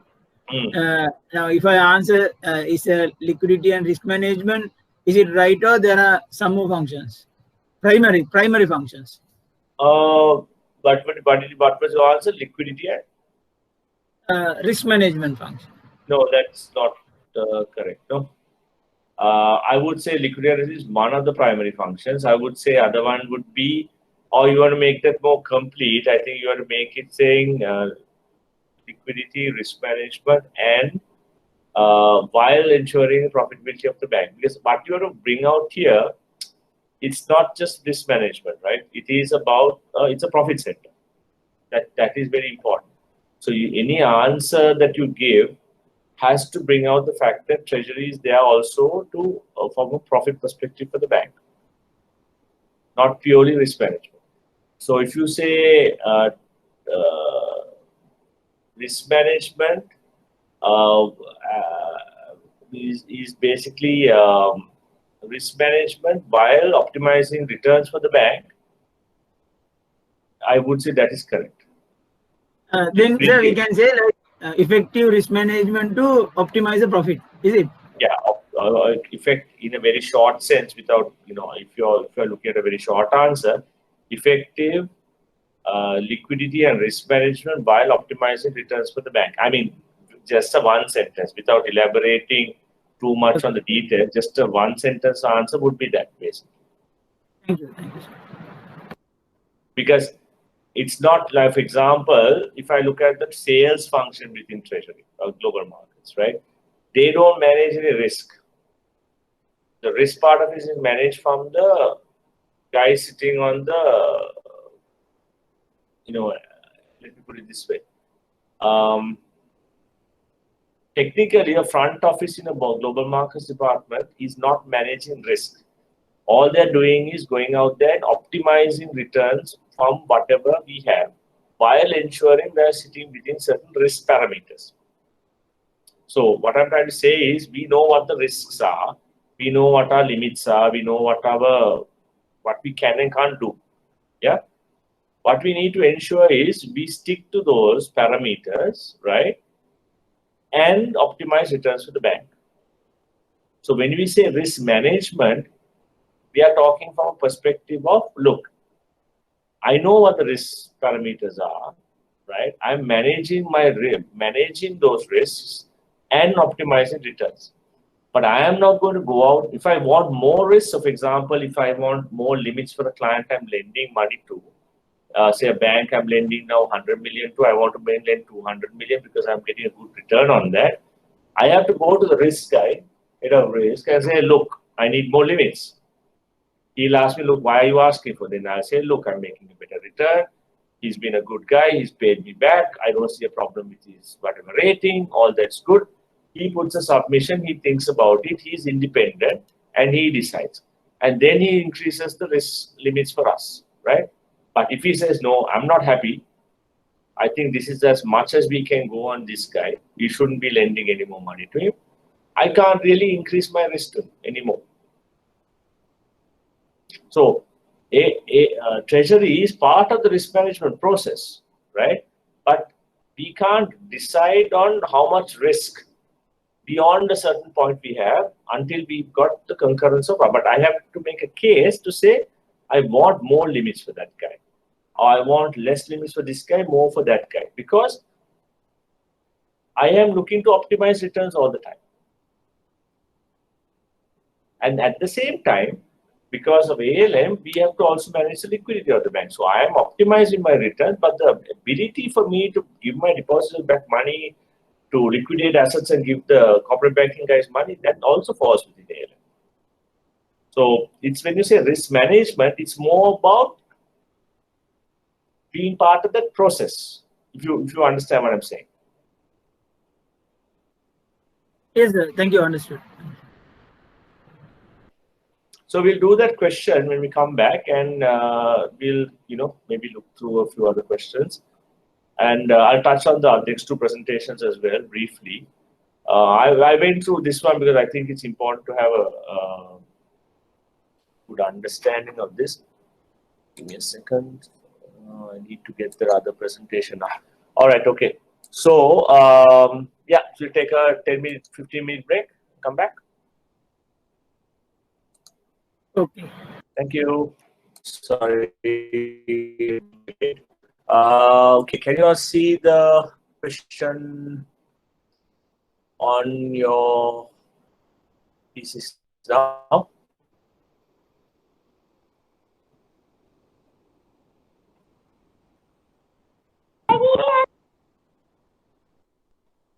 You can see the PDF, right? Yes, sir. Okay, great.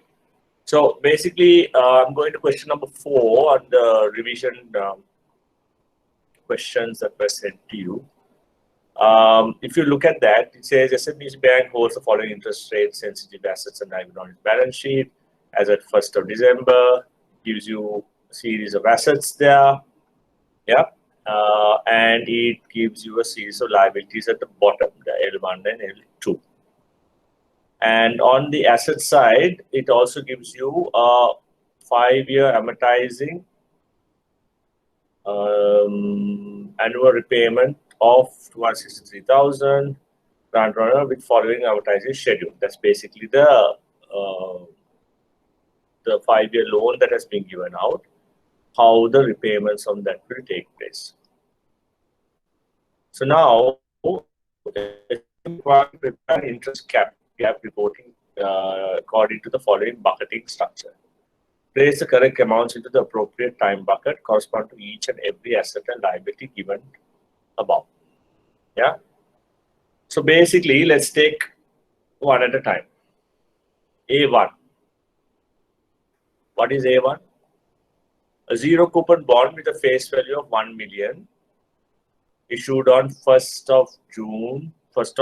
January 2016, maturing on 1st of January 2021.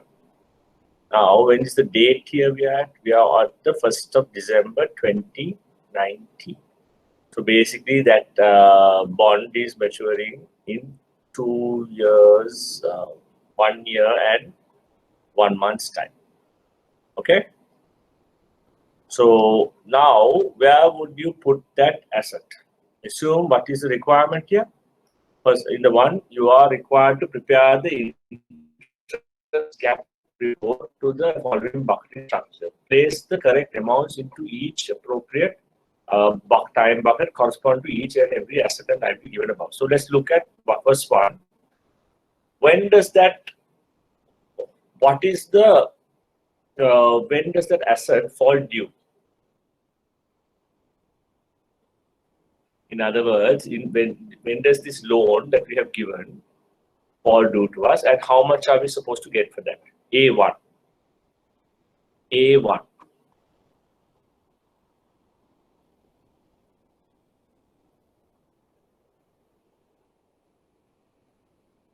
Now you have to prepare a thing. What would you put here? Where does that A1 fall? Which time bucket? Simple as that.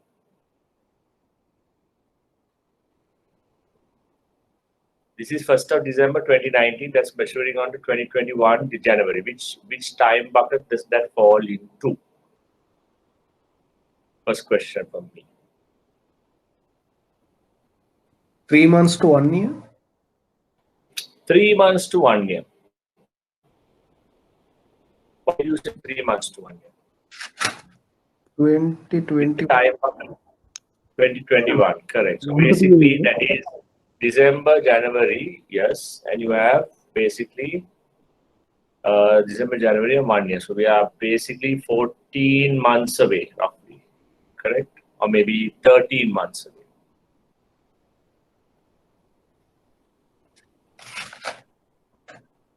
That is maturing on 1st of January 2021, is it? That's correct, yes. That's our question here. Yes. Okay, so right, so we say you put it there because it's maturing within 3 months to 1 year. Which basically what you're trying to say is not maturing in the next 3 months, but it will mature within the 3 months to 1 year. You can even put it, I would argue, in the 1 year to 2 year bucket, right? Because if you look at 3 to 9 months, what are you saying? 1 to 3 months is from December to February, yeah? And then 1 year is basically up to next December.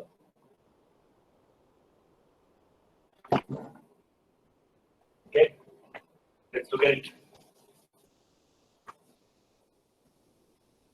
I'm not going to do the whole sum. I'm just going to give you all, I want you all to try it out, but I'll just give you all some guidance around it. That's all. So for example, it is 1st of December 2019. Now, today. This is maturing on the January 1st of January 21. 1st of January 2021. Right. So basically, 3 months from here is what? January, February, March. So December, January, February. So 1st of February 2020 will be the 3 months. So the first bucket here is February. Yeah. That is March. Then the next bucket comes. No, this is 1st of December, right? Your 1st of December. So first means December, January, February. Sorry, 1st March. My mistake. Sorry. December, January, February. Yes, 1st of March. Correct. Right. So 1st of March will be the 3 months. Then 1 year. So the first bucket is up to 3 months. First bucket.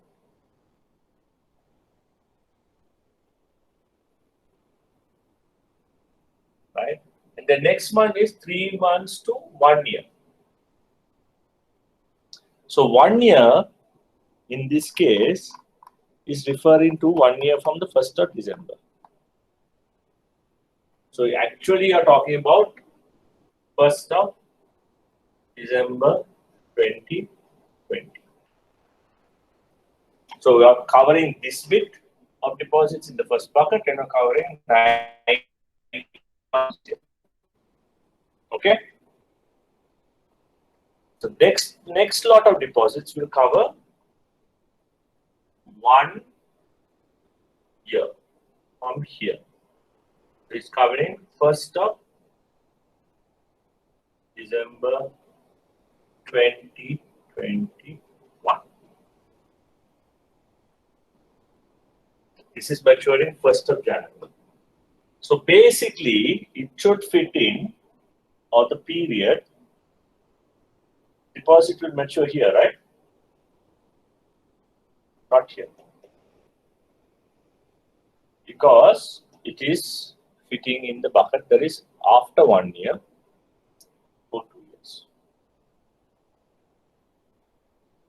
Agreed, not agreed? I know what you're saying because it says 1 year, but what you have to understand is it's covering only this 9 months. 3 months to 1 year is 1 year from the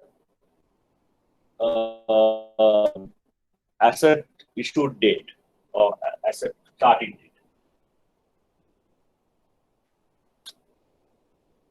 Any questions? Now the next question is how much? How much is the amount you put there? What is it? A zero coupon bond. So what would you put there?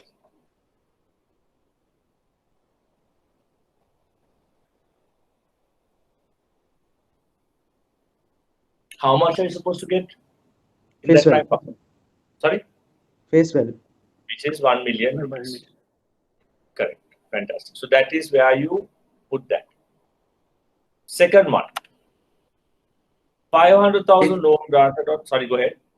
So basically now it should book under first 1 year to second year bucket is that means fourth That's 1 right. year. 1 1 year to year. second. Third column. Not third, Third fourth. one. Fourth column. Fourth sorry. one. Yeah. Okay. So what I would suggest to you is when you are a bit confused about where it should be, just do a bit of a separate working, because even the dates can get confusing. Even for me, I got confused with 1st of February, 1st of March. So it's better to do a working and think through. Always remember the maturity date you're talking about here will be the maturity date from the start of the asset, start date of the asset base, right? So 2 years means from the start of the asset, whatever, right? So always look at it from that point of view, or rather, not asset, from the start date of where you are looking at now. As in the balance sheet as a now, and you are looking for that period from now. What is 2 years? What is 1 year? What is 3 months? Whatever, right? And then you're looking at the remaining period. So you can have 0 to 1 year as a bucket. Here they're broken it up 0 to 1 month, 0 to 1 month to 3 months, 3 months to 1 year. But you could have just straight off 0 to 1 year, 1 to 2 year, depending on how your asset mix is and how much you are concentrated in any particular bucket that you need to recognize that bucket specifically for that reason. Second question. Loan granted 500,000 on 15th of July 2019 for 5 years for a period of at a floating rate fixed every 6 months. Interest rate is fixed every 6 months. Loan grant, so another asset, 500,000 is what you're given. It doesn't talk about the repayment there. It just says that the rate is fixed every 6 months. That means you have a floating rate where the interest is paid every 6 months, right? Now, unfortunately, there is not too much information there, but let's look at it. So what's the period? We have 5 years from 2019 July. So that is when 5 years from 2019 July. So July 2019, 5 years means to 15th of July 2024. Yeah. Now we are here. Don't worry about this. Yeah. So we are from here to get to this point. How much to go? We have 2020, 2021, 2022, 2023, July, yeah,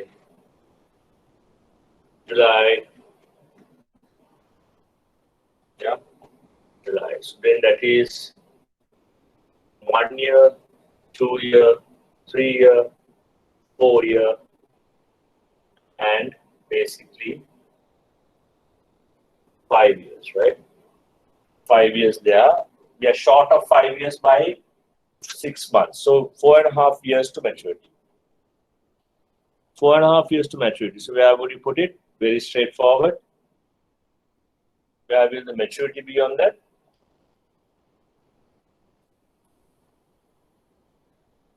Which period will the 500,000 be maturing at? More than 2 years. More than 2 years. Okay. Next question is, how much do you put more than 2 years? And do you put anything in between?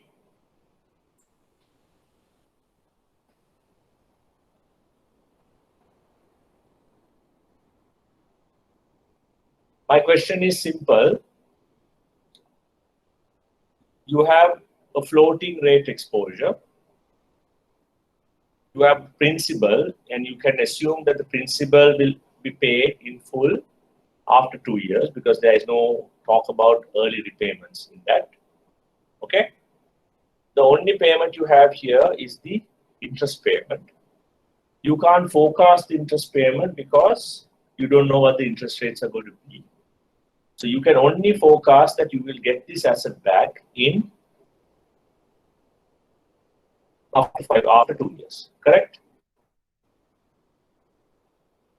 Because it's not a amortizing loan, it's just an interest. Basically, at the moment, the way the question reads, it looks like it's a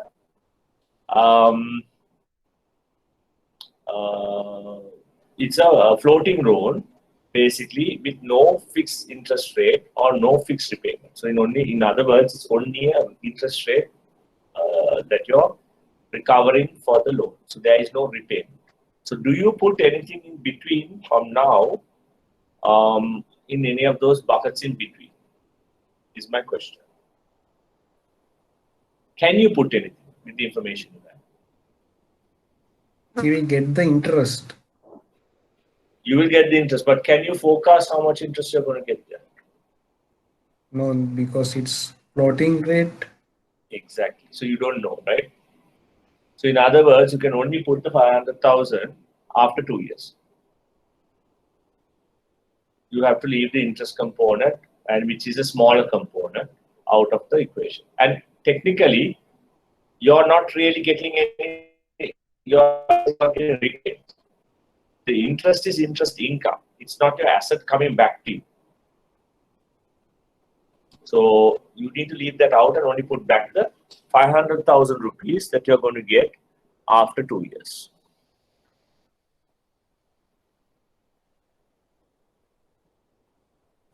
So one more clarification. Yes, please. So at every 6 month times, this loan are subject to the repricing, no? Yes. Then why can't we use that 0 to 6 month bucket to this 500,000? Because at every 6 month time, these are repriced. So very good Then, question.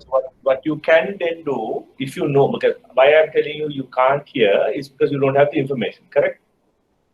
yeah. You don't know the interest rate, right? In this particular question, I'll come back to your question. From this particular question, do you know what the interest rate is for 500,000? Even for the first bucket? No. You don't. So you can't put anything there. That's the question. But you're 100% right. If you know at the time of doing this, if it's actual, say if you are actually doing this for a bank, and you are coming on the 1st of December, and this loan has been given in 1st of July, 15th of July, you know that now that interest has been probably agreed on the 15th of July, you know what you're going to get repaid at the time of the first interest coming through.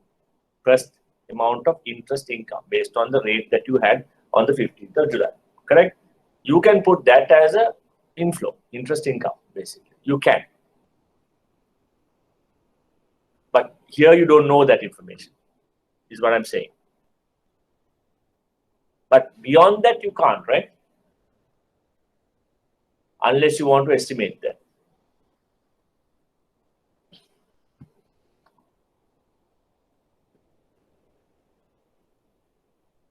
And also remember, in this analysis, we are also trying to see back how your assets are going to get paid back and your liabilities are going to go off the book.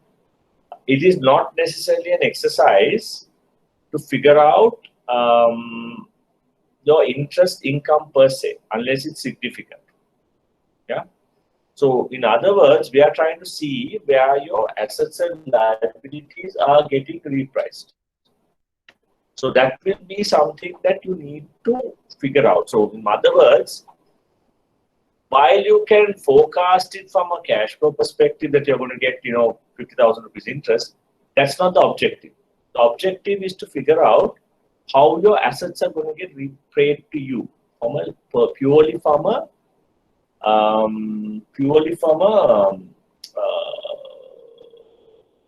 recouping your assets and time to get a time bucket as to what your assets and liability mix looks like. Purely from that perspective, not taking into account too much of the interest income. So going back to that, yes, you're right. So now if you look at the third one, that will clarify things a little bit more. In that case, same sort of situation, but you're having a fixed rate where your annual repayments are clearly defined.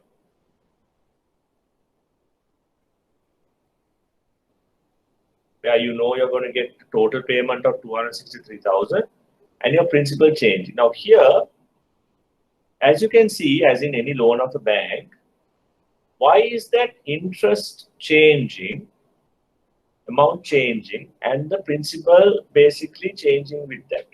So what do you gather from that? What kind of loan is that?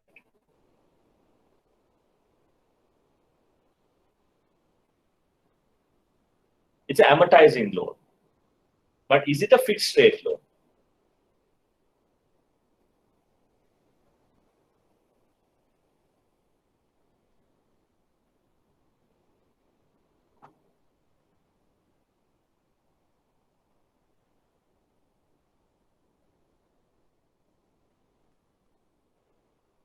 It's an amortizing loan, but it's the fixed rate loan.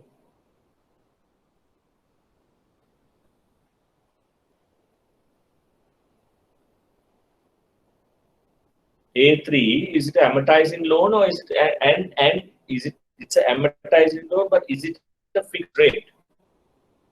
Fixed interest rate.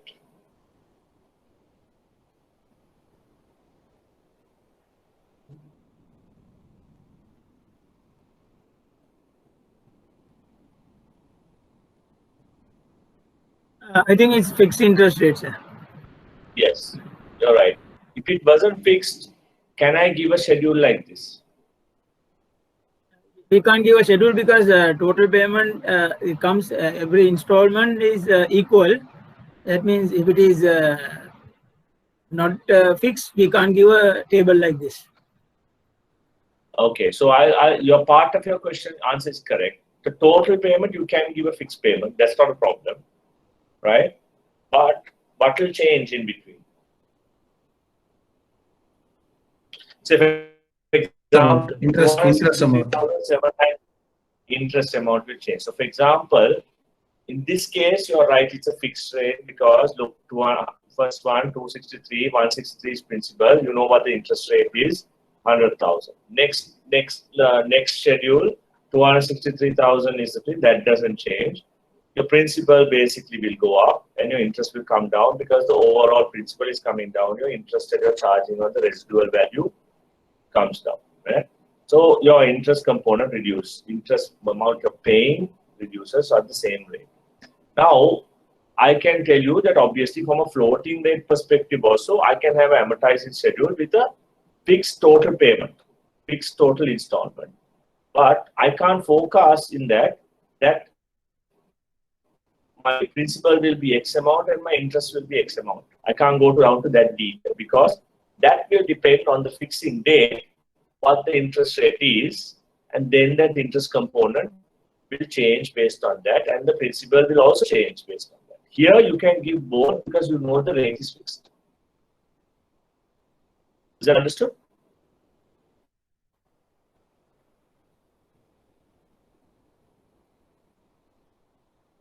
So giving a total payment as a fixed interest, fixed installment is not a problem. Absolutely no problem, right?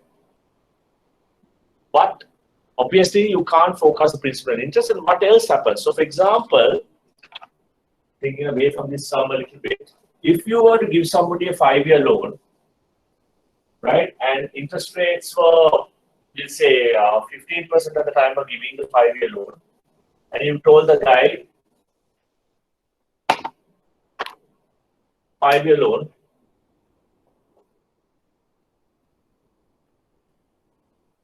interest rates at the time of giving loan of 15% floating, and you told him every month I'm going to take 250,000 rupees installment. Now, first year you have charged him, I'm just saying, 150,000 principal and 100,000 interest, because you know the interest rate at that time. Now, suddenly interest rates go down to 5%. What happens then?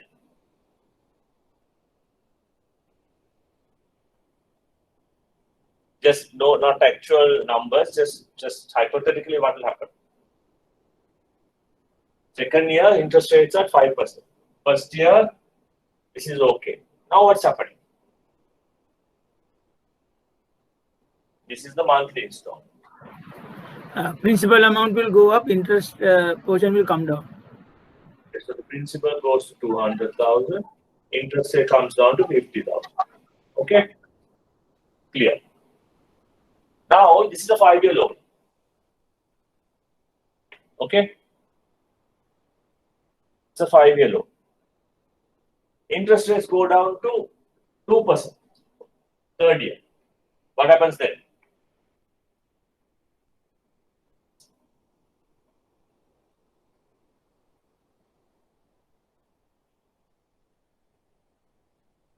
What happens then?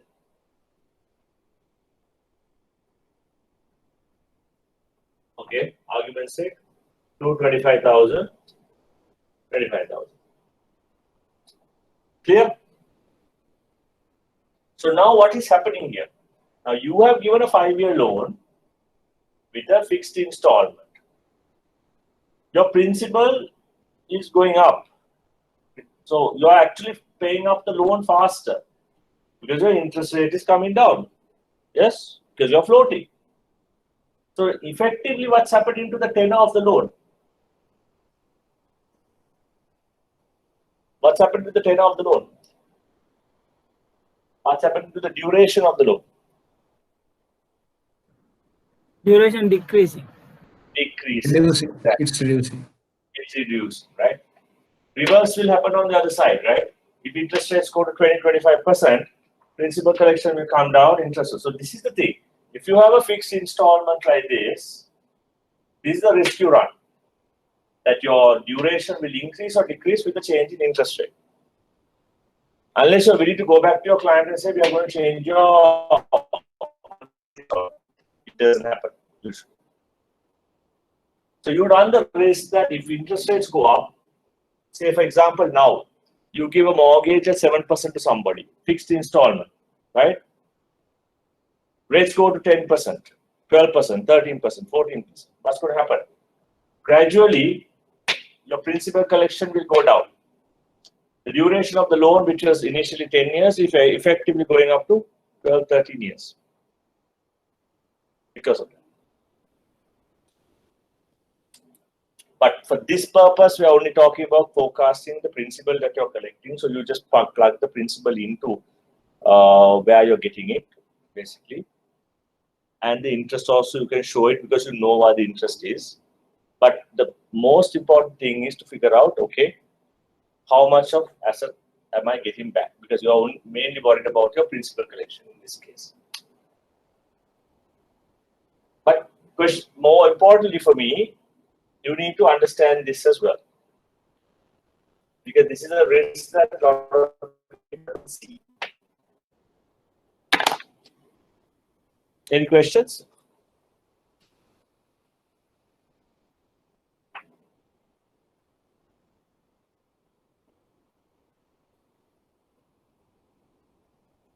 Okay, I'll leave the liability side for you guys. I don't want to go through that.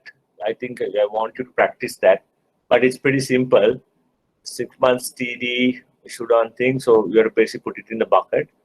And overnight borrowing from BRC bank or whatever. So where do you put that basically? So that's pretty easy. So then here this particular example, this loan, are we need to like put into 3 buckets, like maybe the installments? Yeah, of course. You need to put it into each bucket where that particular repayment will show. Definitely, yes. Maybe 1 to 3 months to 1 year, 1 year to 2 years, and more than 2 likewise. That's right. So like I said, I'm not going to do it for you here, but think about it very quickly. But what I'm trying to say is you strip it out the way I showed you earlier. Today to where it is, and figure out where each of those repayments will fit into for you. Remember, we are looking at assets and liabilities, right? So you are looking at when these liabilities will get repaid. So you are looking at the principal part of it here. Yes, the interest is important because it's a significant portion based on that, but you are more worried about the principal repayment here, not the asset things. You need to know how fast your assets are getting, your money is coming back to you on whatever you blend. Interest income is good, but you're looking, it's not a cash flow thing. This is more about assets getting back to your book, basically. Yeah. And when your commitments are to make those payments or receive those payments from that perspective. Yeah. Basically, this gap report need to be prepared as of 1st of December. 1st of December 2019. That's right. On that angle only, we need to calculate the whatever the buckets. Okay. Yeah. Past is immaterial, right? Look, payment date of 2018, 15th of August 2000 is not relevant. 15th of August 2019 is not relevant. Basically. You are looking at the future here, not at whatever is in the past, right? You would have accounted for this in the past report that you have done before as well. It's an ongoing thing. It's an ongoing exercise you do daily or monthly, weekly for whatever report you're doing. You will do that on that basis.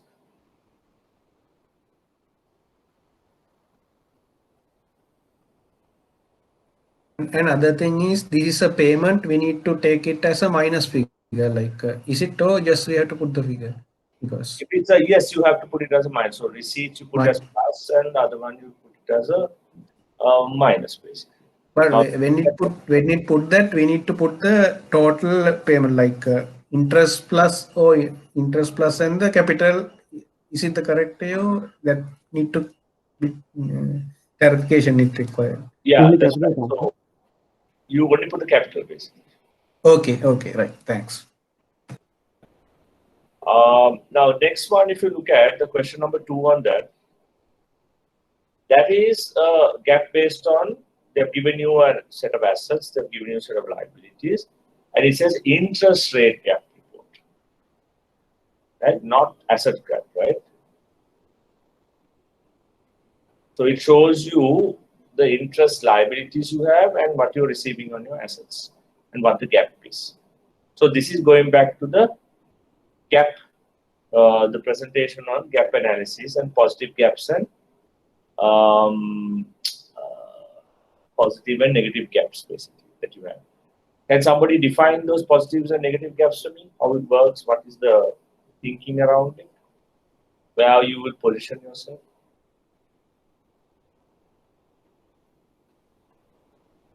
Positive gap in the sense you have more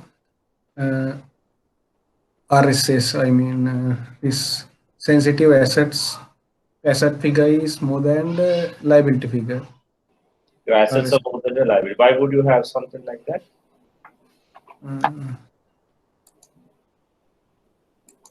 Because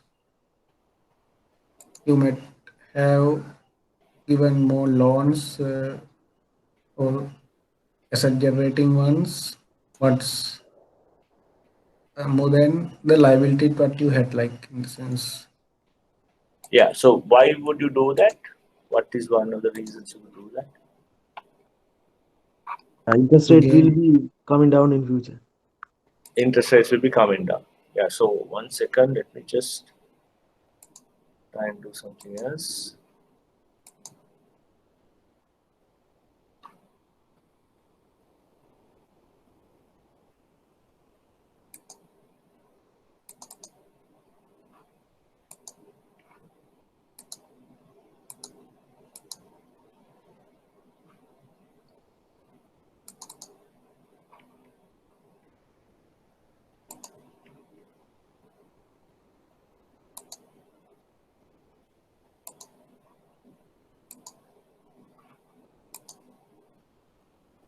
Okay, can you see this now?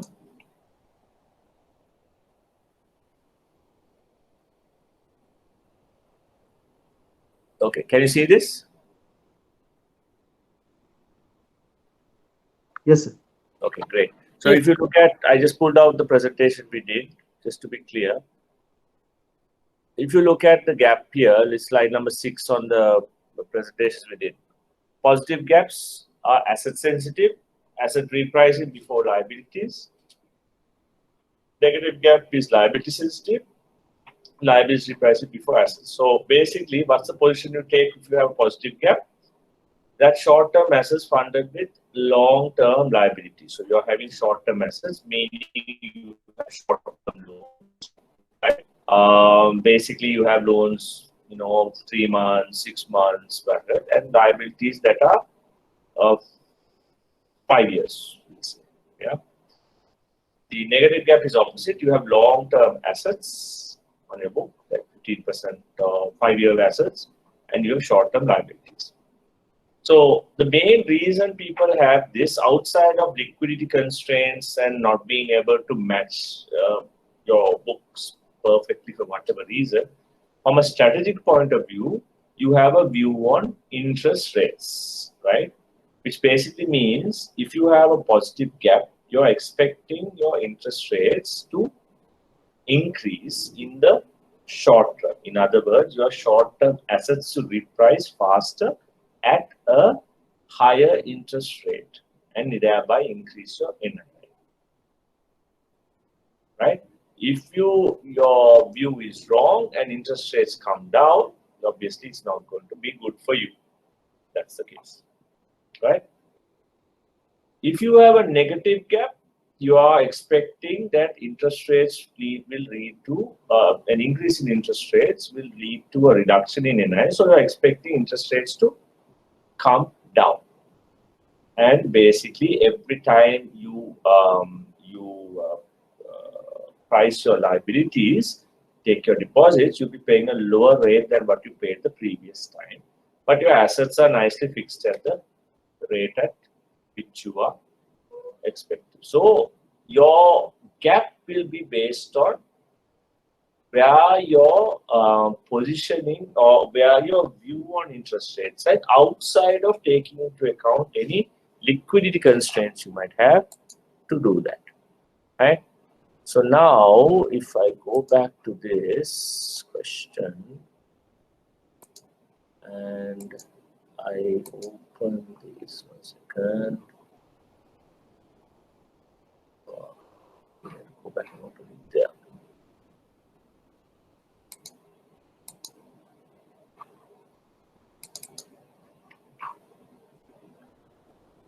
Can you all see this now or not? Question. What can you see?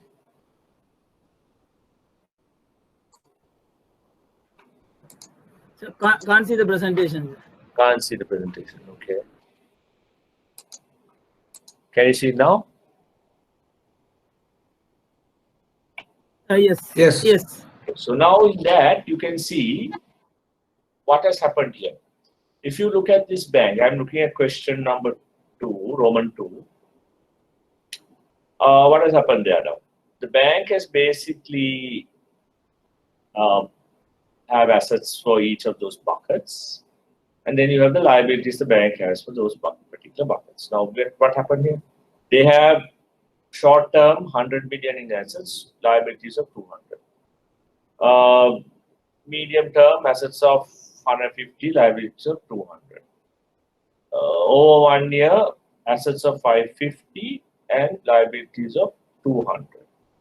So then 1000 altogether, assets liabilities match out. Fine.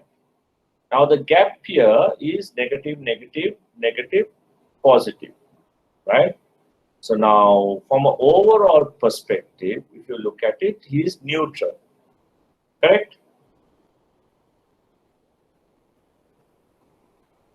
When you look at the overall gap of whatever he has, it's a neutral gap. Neutral in terms of overall.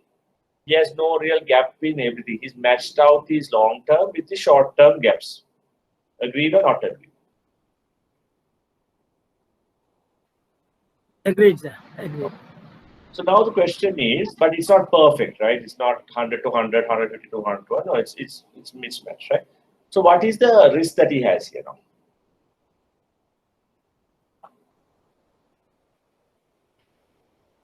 Where are the risks? Let me put, there is always risk. So where are the risks that he has?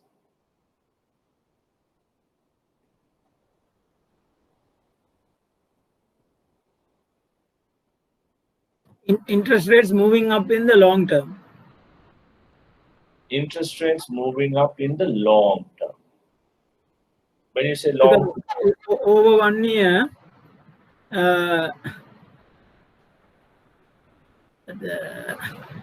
he has more assets than liabilities. over 1 year, he has more assets than liabilities. So basically, he has fixed his assets. He has already fixed for over 1 year. He has 550 million. He has a lot of assets in the 1 year. If interest rates go up over 1 year, you're saying he will lose money after 1 year. Is that what you're saying? Yes, yes, yes. Okay. What about the short term? Looking at like 0 to 3 months. Look at each bucket. What is his risk in that? 0 to 3 month bucket. Rising the interest rate. Rising interest rates. Okay. Right, interest rates go up. He has more liabilities. He has 200 million coming up. To renew that 200 million, he has to pay a higher interest rate. So he has to pay more to his depositors for 200 million. But he'll only get that benefit for 100 million of renewable assets. So unless he increases his asset portfolio there, expecting interest rates to go up and he can put on more assets in that book at the higher rate, yes, he has a risk of interest rates going up there. Then about 4 to 6 months. Same risk, right? Interest rates going up again because he has a gap there, right? Correct?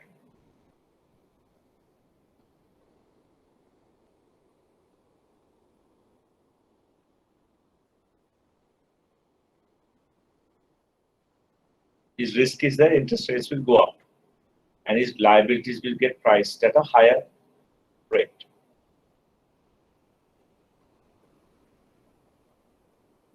And then at the 7 to 12 months,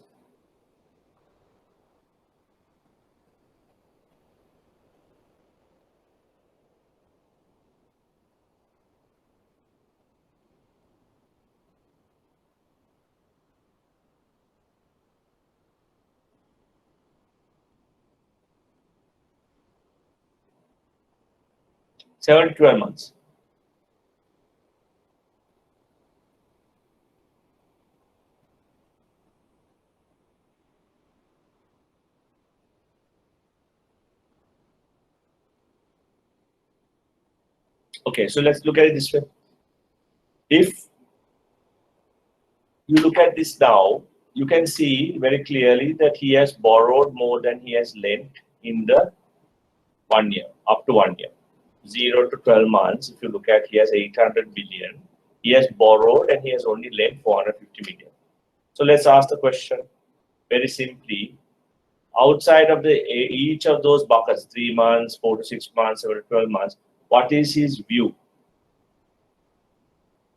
His view is that interest rates will go up in the short term, and that interest rates basically, because interest rates are going up in the short term, he has basically at this point in time, he has gone and borrowed more money and increased his liabilities as it is, right? And he has kept his assets as low as possible, so that basically if interest rates were to go up, he has the option of repricing his assets without getting locked in for a long period at a lower rate.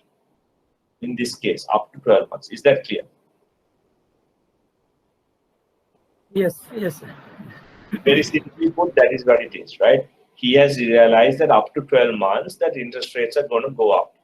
So instead of waiting, at this point in time, they have gone and borrowed in varying buckets, but we have basically borrowed up to 800 million rupees up to 12 months. Interest rates are going up, need to be liquid in that period. So let's pay our depositors and take the money. Fine. So now, if interest rates don't go up in that period, he has liabilities on his book that he's paying a higher interest for. And if interest rates don't go up in that period, he has only a limited amount of assets on his book for which he will get paid a certain amount of interest. So he has to dynamically look at this on an ongoing basis. And if he figures out that his view was wrong, that interest rates are not going up, right, then he has to change this mix. He can't do anything for the deposits that he has taken. Maybe those are long-term commitments. He can't change that. But he has to increase the assets that he has on his book now in order to counter the liabilities that he has taken at the rates. If interest rates don't go up. If interest rates keep coming down, then obviously the liabilities on his book are going to basically lose him money. So to counter that, again, he can't do anything about the liabilities unless he breaks those deposits, which won't happen. He will then have to go and again double the assets he has in those books to try and counter or do something like that to counter the reduction in interest rates. Yeah. However, his view on the other side is that above 1 year, that interest rates will basically come down. Therefore, he is heavily of the view that interest rates will come down. So therefore, he's increased his assets in the above 1 year bucket, right?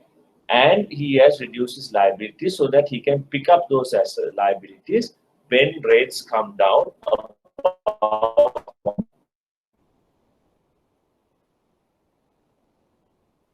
It also depends on the shape of the yield curve. I think I mentioned this to you all before. So, for example, if somebody has created assets like this, right, like this, and then interest rates, basically the curve, this is a normal interest rate curve. Now, he has created assets in the 5-year, let's say this particular 550 million is for 5 years. So the higher interest rate. So this is 0. Let's say this is 1 year, 1 year, and this is 5 years. Yeah, 5 years. He has put a majority of his assets here. Say he has invested in bills for 5 years. Now, according to this, so he has invested 100 million here, He has invested 150 million here. He has invested 200 million here. And he has invested 550 million here. I mean, just assume that's the structure, right? Now, the argument is he expects interest rates to basically go up in this period. Yeah. And then he expects interest rates to come down after. So why is he doing it like this? He could also be doing it not because of he wants to create those assets, because if his rates are coming down, so it's good to have those assets on the book. No. He could also be doing it from a trading perspective. He could think, okay, the shape of the yield curve now is this, but the shape of the yield curve could become this in the future. Flat. So we'll say this is 1, 2, 3, 4, and 5% roughly for each of those buckets, right? Sorry.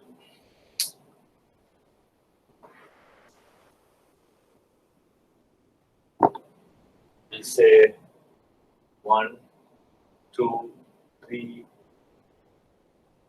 and 4%, right?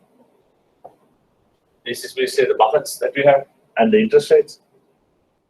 Okay.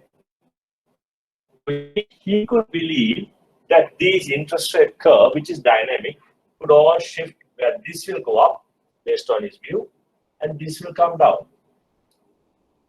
And the curve, which is now this, will end up being something like this. That happens, what does he gain? He still has the asset which he bought. What has happened to the value of the asset that he bought over 1 year?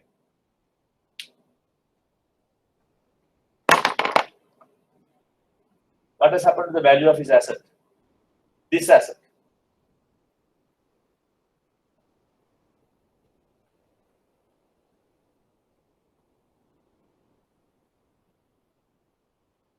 What happens to the value of this asset, which he bought for 550 million? He bought a treasury bill for 550 million. What has happened to that asset?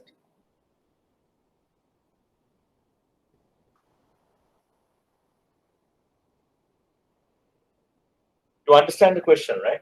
When he bought it, he got 4%. Now he's getting, we'll say, 3%. The asset is worth 3%. Or he can sell the asset for 3%. What does that mean? What has happened to the price of the asset?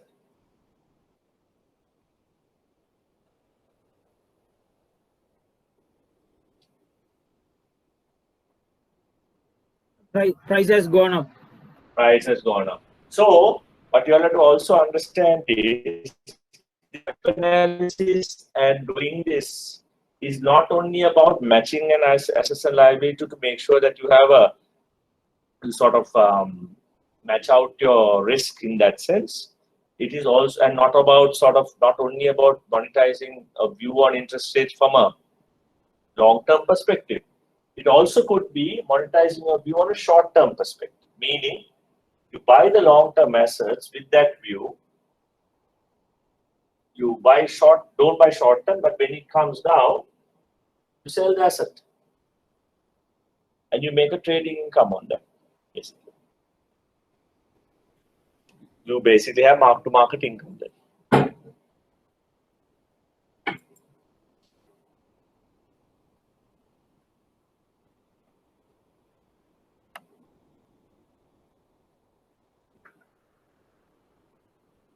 Yeah.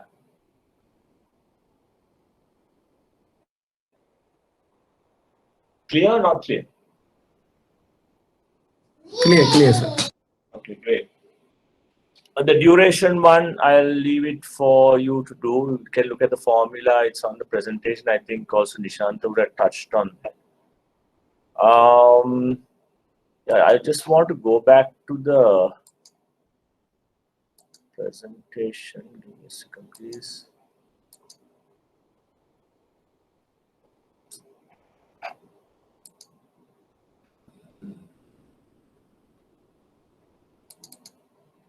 Okay.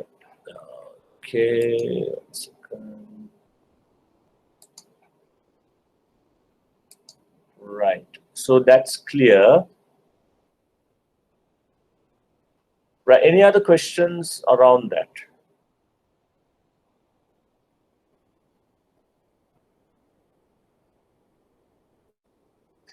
If you go to these presentations, you will get an idea about where to put it. Now, if you look at the slide I'm showing you, in this case, it has considered the interest as well on a loan repayment. Yeah.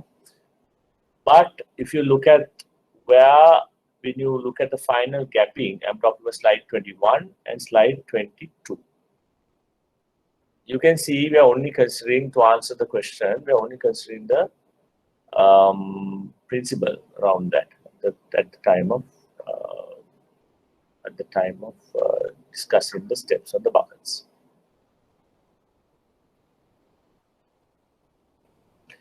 Yeah, like I said, this is not difficult, but I think we just have to have a bit of an understanding around it.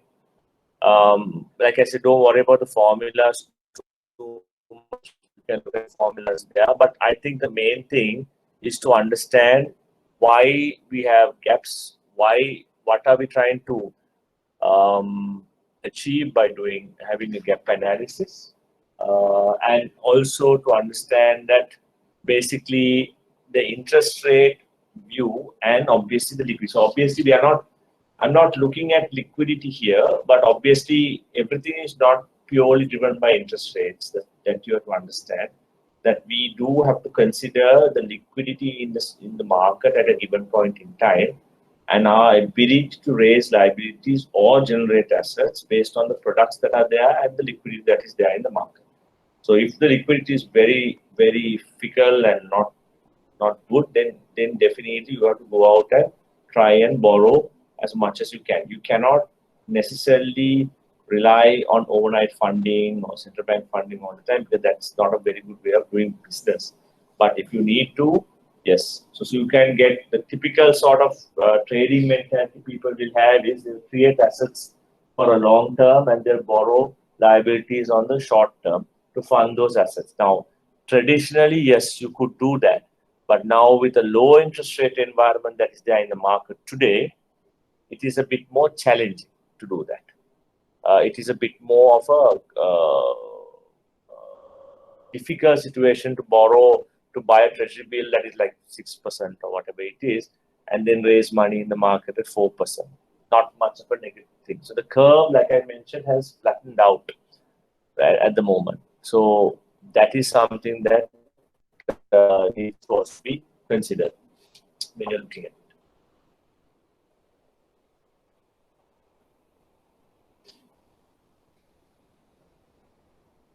Right. Then, go ahead, please. A small, can I ask a small question? So it is positive and negative gap. We basically, it is, placed on the rate sensitive assets and rate sensitive liabilities. Correct. Like in terms of basically interest rate and the amount. Now, yeah. Are there any tool to, calculate time versus amount? Time versus amount. So you're talking about if you're saying value when we say negative, positive. Yeah. So you can use DV1, PVBP, or basically dollar value on day one. So basically what you do is you look at the asset, you look at its amortization schedule, you look at duration basically. You look at duration. So there are a couple of things, right? One is duration, other one is VAR. But VAR is at overall risk perspective. At a certain confidence level, what is the risk to the bank if certain events happen within that particular confidence level, right? But duration basically takes into account all your cash flows that are coming in. You present value all those cash flows and basically says, okay, asset is 5 years, right? But when you take the repayments into term, which includes the interest and everything, right? You have a certain duration that you have on your books, basically. And basically that will give you an idea of the overall risk that you have on your book from a duration perspective, from a dollar value perspective, right? So when you say DV1, we are saying, okay, if you put an IRS on your books, interest rate swap on your books, which is, we'll say, give me a second.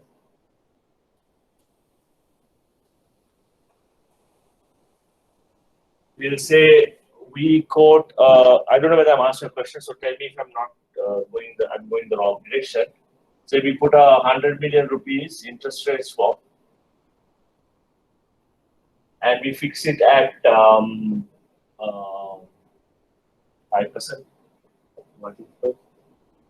Right? Now we have to basically see, this is the fixed rate, right? We have to see on day one, when we are quoting in 5%, how did we get this 5%? Okay, so what are the components that go into it? We look at the interest rate curve at that time. So we'll say 5 years, we'll say 5 years. Interest rate curve would be based on the curve, we'll say, okay, so 100 million, and we have to look at his repayment structure. So he pays equally. We'll say 20 million repayment every year.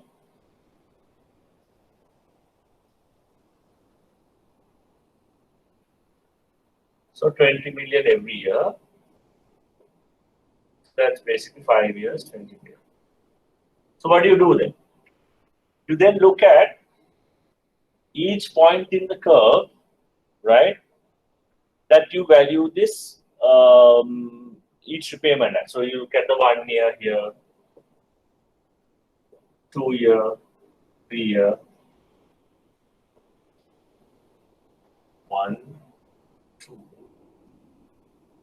3, 4, and 5 year. And then you work backwards on each of these based on that particular rate, yeah, and you will come up with what the basically the NPV of it is. Yeah? And then you come up and say, okay, the DV1, which is effectively what they call dollar value 1, right, of that particular 100 million, from a rate perspective, they'll say, okay, for this particular instrument, right, we have a break even of 4.8%, right?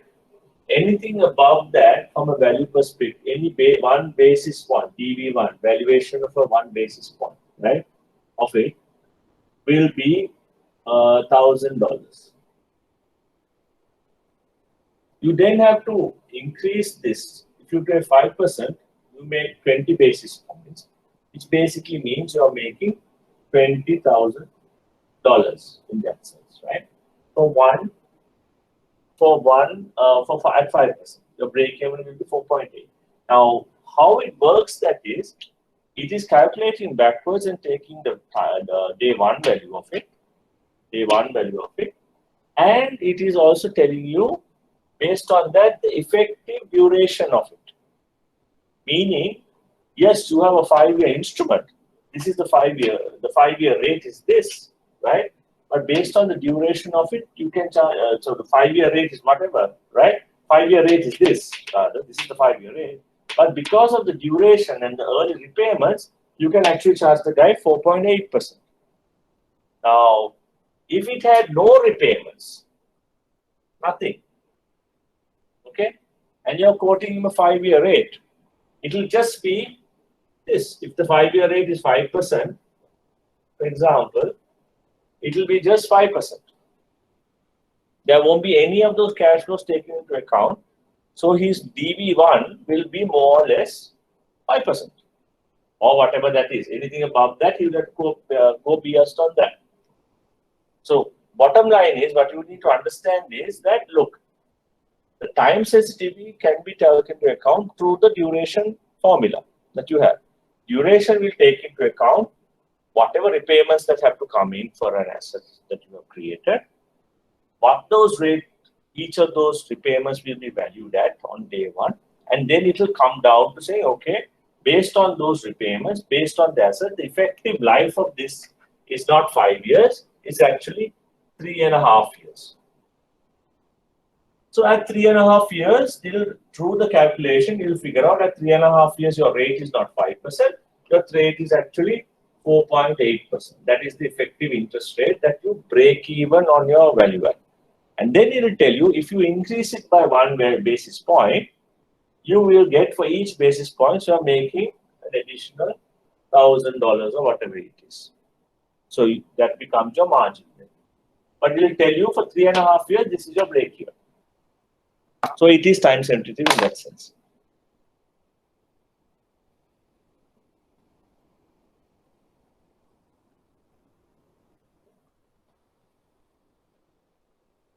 That clear? Yes, sir. Thank you. Clear, sir.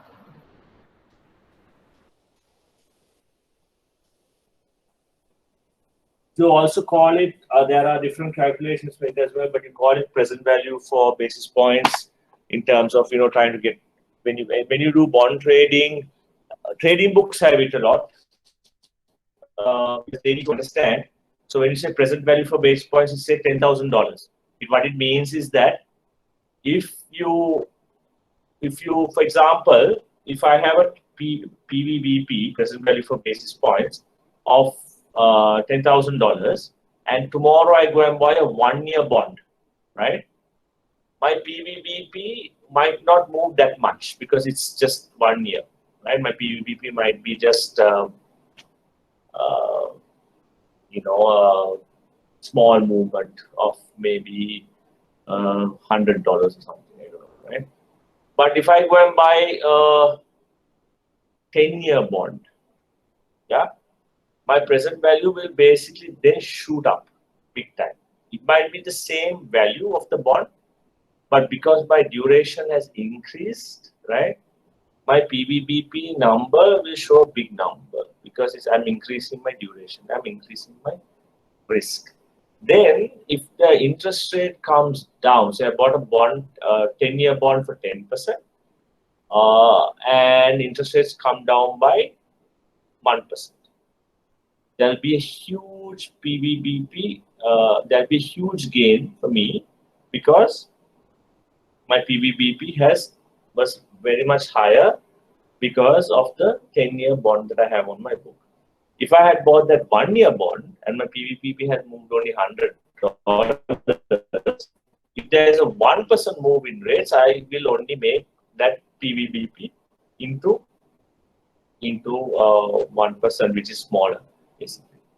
So, in other words, simply what I'm trying to say is, the longer the product you put in, the higher the risk on your books to the sensitivity of interest rate. The interest rate is the impact of that interest rate movement is calculated by duration, which is basically PVBP, DV1, whatever you want to call it, and that has a clear indication of timing that will give you based on that particular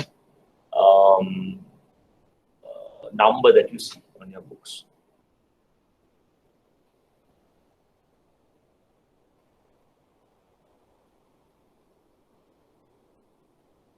Okay. Right. I am not going to touch on the rest. I'll leave it at that today. Yeah, I'll leave. If you all have any questions, I'm done. So please do ask me the questions. I think the other areas Dishanta would have touched on already. In terms of the question paper, February 21st, I will be talking to Dishanta about structuring the paper, and I just had a chat with the institute. I think you all will be coming here to do the paper. Is that right? To the institute? Yes, sir. We were informed that basically it will be a physical exam. Yes. Yeah, I think the interview will contact you around the arrangements and how it will be, because obviously with COVID, I think the only challenge is that they have to get permission based on that time. So just be aware of that, because as at now, I think intention is to have it on February 21st, but keep in touch with the institute about if there are any changes or any delays or something like that. Please do reach out if you all have any questions to the institute specifically, and if there is, I will and tell Menaka or whoever you're in touch with to give me a call or to send me an email, and I can sort of help out if there's any specific sort of questions you'll have. Just on the paper itself, it will be on treasury management and parts of ALM that we have discussed over the course and over today, last few days. Please do read up. I'm very much interested in you all understanding the concepts around it more than the calculations and things like that, which is important, but I think you all can learn that from the formulas. It is important to understand the concepts around it and make sure that you have a good grasp of what the theory and the concepts around it and what the practical applications of these are. As much, and also calculations are important, but I think more than that, for me, I would like to at this stage to have the basics, and the understanding of it is more important in my point of view. Even if you all have to do the math these days, understand the formula in it, and then the rest you can obviously work on Excel for putting those formulas together. So my thing is to make sure you get the scope and understanding from a very practical point of view, at least from my sense. Yeah, that's it. Any questions that you all have? We have a bit more time. If not, Sir, do you mind writing your email address on the board? My email address on the board, yeah, of course. It's very, very long. So,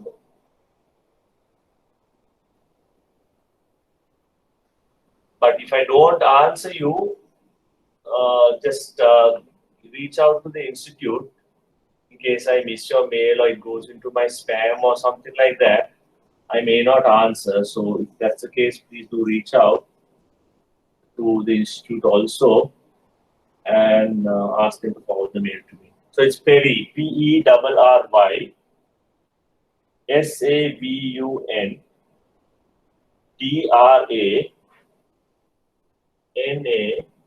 DRANAYAGAM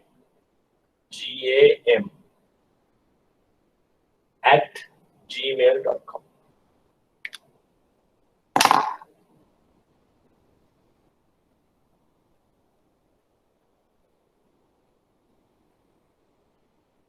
Okay. I hope it was useful. I must be honest with you, this is the first time I'm doing this. So please do excuse if there are any shortcomings, but I hope it was useful for you all. So one question. Yes, please. In Sri Lankan context, LKR deposit rates are much higher than dollar deposit rates. Is there any specific reasons? Okay, so first and foremost, right now it's not very much higher. I think right now dollar deposit rates in Sri Lanka are probably only slightly lower than rupee interest rates because of a certain reason. But I'll tell you why, because you heard of a theory called interest rate parity theory. Interest rate parity theory is based on the fact that the interest rates of a country compared to another country, there will be a differential based on that particular country's inflation and basically based on inflation, the cost of living. So for example, US inflation will be maybe right now 0 to 1%. Their target is to around 2%, right? Our inflation historically was even as high as 15%. Now, I think recent data I saw was at 4.6 or 5%, right? So if you look at the difference, the theory is that interest rates will generally move along with the movement in interest rates, because inflation reflects cost of living. Interest rates is basically a way of referencing cost of living in a way. Yeah. So if you look at interest rates at 5% in Sri Lanka and the US at 0%, the basic theory is that our interest rates should be 5, close to 5, US interest rates should be close to 0, right?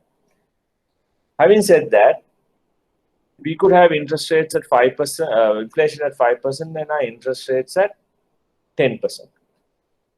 Yeah, that could be because of various reasons. That could be number one reason could be that, look, we have specific domestic borrowing requirements, right? And we want to basically raise rupees for that purpose, and various entities, whether it's private sector, public sector, might want to raise that debt at a higher local rupee interest rate. So they might, while the rate should be 5, they might be raising deposits at 7, 8, 9%, right? Another reason could be the rupee exchange rate. If your exchange rate is subject to a depreciation, to prevent the exchange rate from depreciating, right, interest rates could be used as an anchor for that. So instead of keeping interest rates at 5%, if we expect a rupee depreciation of 5 or 6% per annum, you could keep your rupee interest rates at a higher rate to prevent the depreciation in the currency, right? Another reason, credit growth, private sector credit growth. If the companies are, if the government or the central bank is worried that private sector credit growth is too much, it's overheating, right? They could say, look, your interest rates are 5, reference rates are 5%, 6%, but we don't really want that to go. So they could put tighter credit policies or whatever it might be, right? And then the banks will increase their lending rate to customers. Then you could have effective rates at 10% or whatever it is, because you don't want private sector credit growth to steam out anymore, or the reverse on the other side. That is on the rupee. So that's why one of the reasons that you will have is inflation, but on top of that, you could have all those reasons that add on to the interest rate as well from a deposits and lending perspective. But from a pure economic point of view, it is your cost of living, your inflation, and where you believe interest rates should be, versus another country's cost of living, inflation, where you believe the interest rates should be.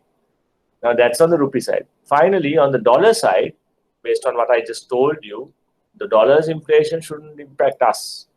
It doesn't matter if dollar interest rates are 0%, dollar interest rates are 0%. But like I told you earlier, the gap is less in Sri Lanka now because dollar in Sri Lanka, we need dollars for whatever reason, right? So we need dollars in our accounts. We need Nostro dollars. We need dollars in our NRS accounts. Right now, what's happening is we might have a difficulty going out and borrow dollars cheap because of credit quality, nothing else. And because of that challenge that we have, we might have to basically pay a premium to borrow dollars from clients. So although in the US, if you go and put a deposit, you're getting 0% or 1% or whatever, or you might in Sri Lanka get 5 or 6% because the bank quoting you for the dollars requires the dollars, and therefore they'll pay you a premium. So then you might have a unique situation where you're getting dollars 5% and rupees at 6%. Now, because right now, the opposite of what I told you is happening on the rupees. Right now, there's a requirement to lend people because of COVID, and also the interest rates have been brought down and the credit has been relaxed a lot. So there is actually a stimulus to go out there and lend cheap as possible to people. And dollar interest rates have gone up. So actually, dollar interest rates are now at 5%. Rupee interest rates are say 6%. You have only a 1% gap. But you have to understand it's because of the current situation there. But if you took all that out of it, completely out of it, purely from a cost of living, inflation, economic theory perspective, rupee interest rates should be around the 5% range. Dollar interest rates should be around 0% range, 0 to 1% range.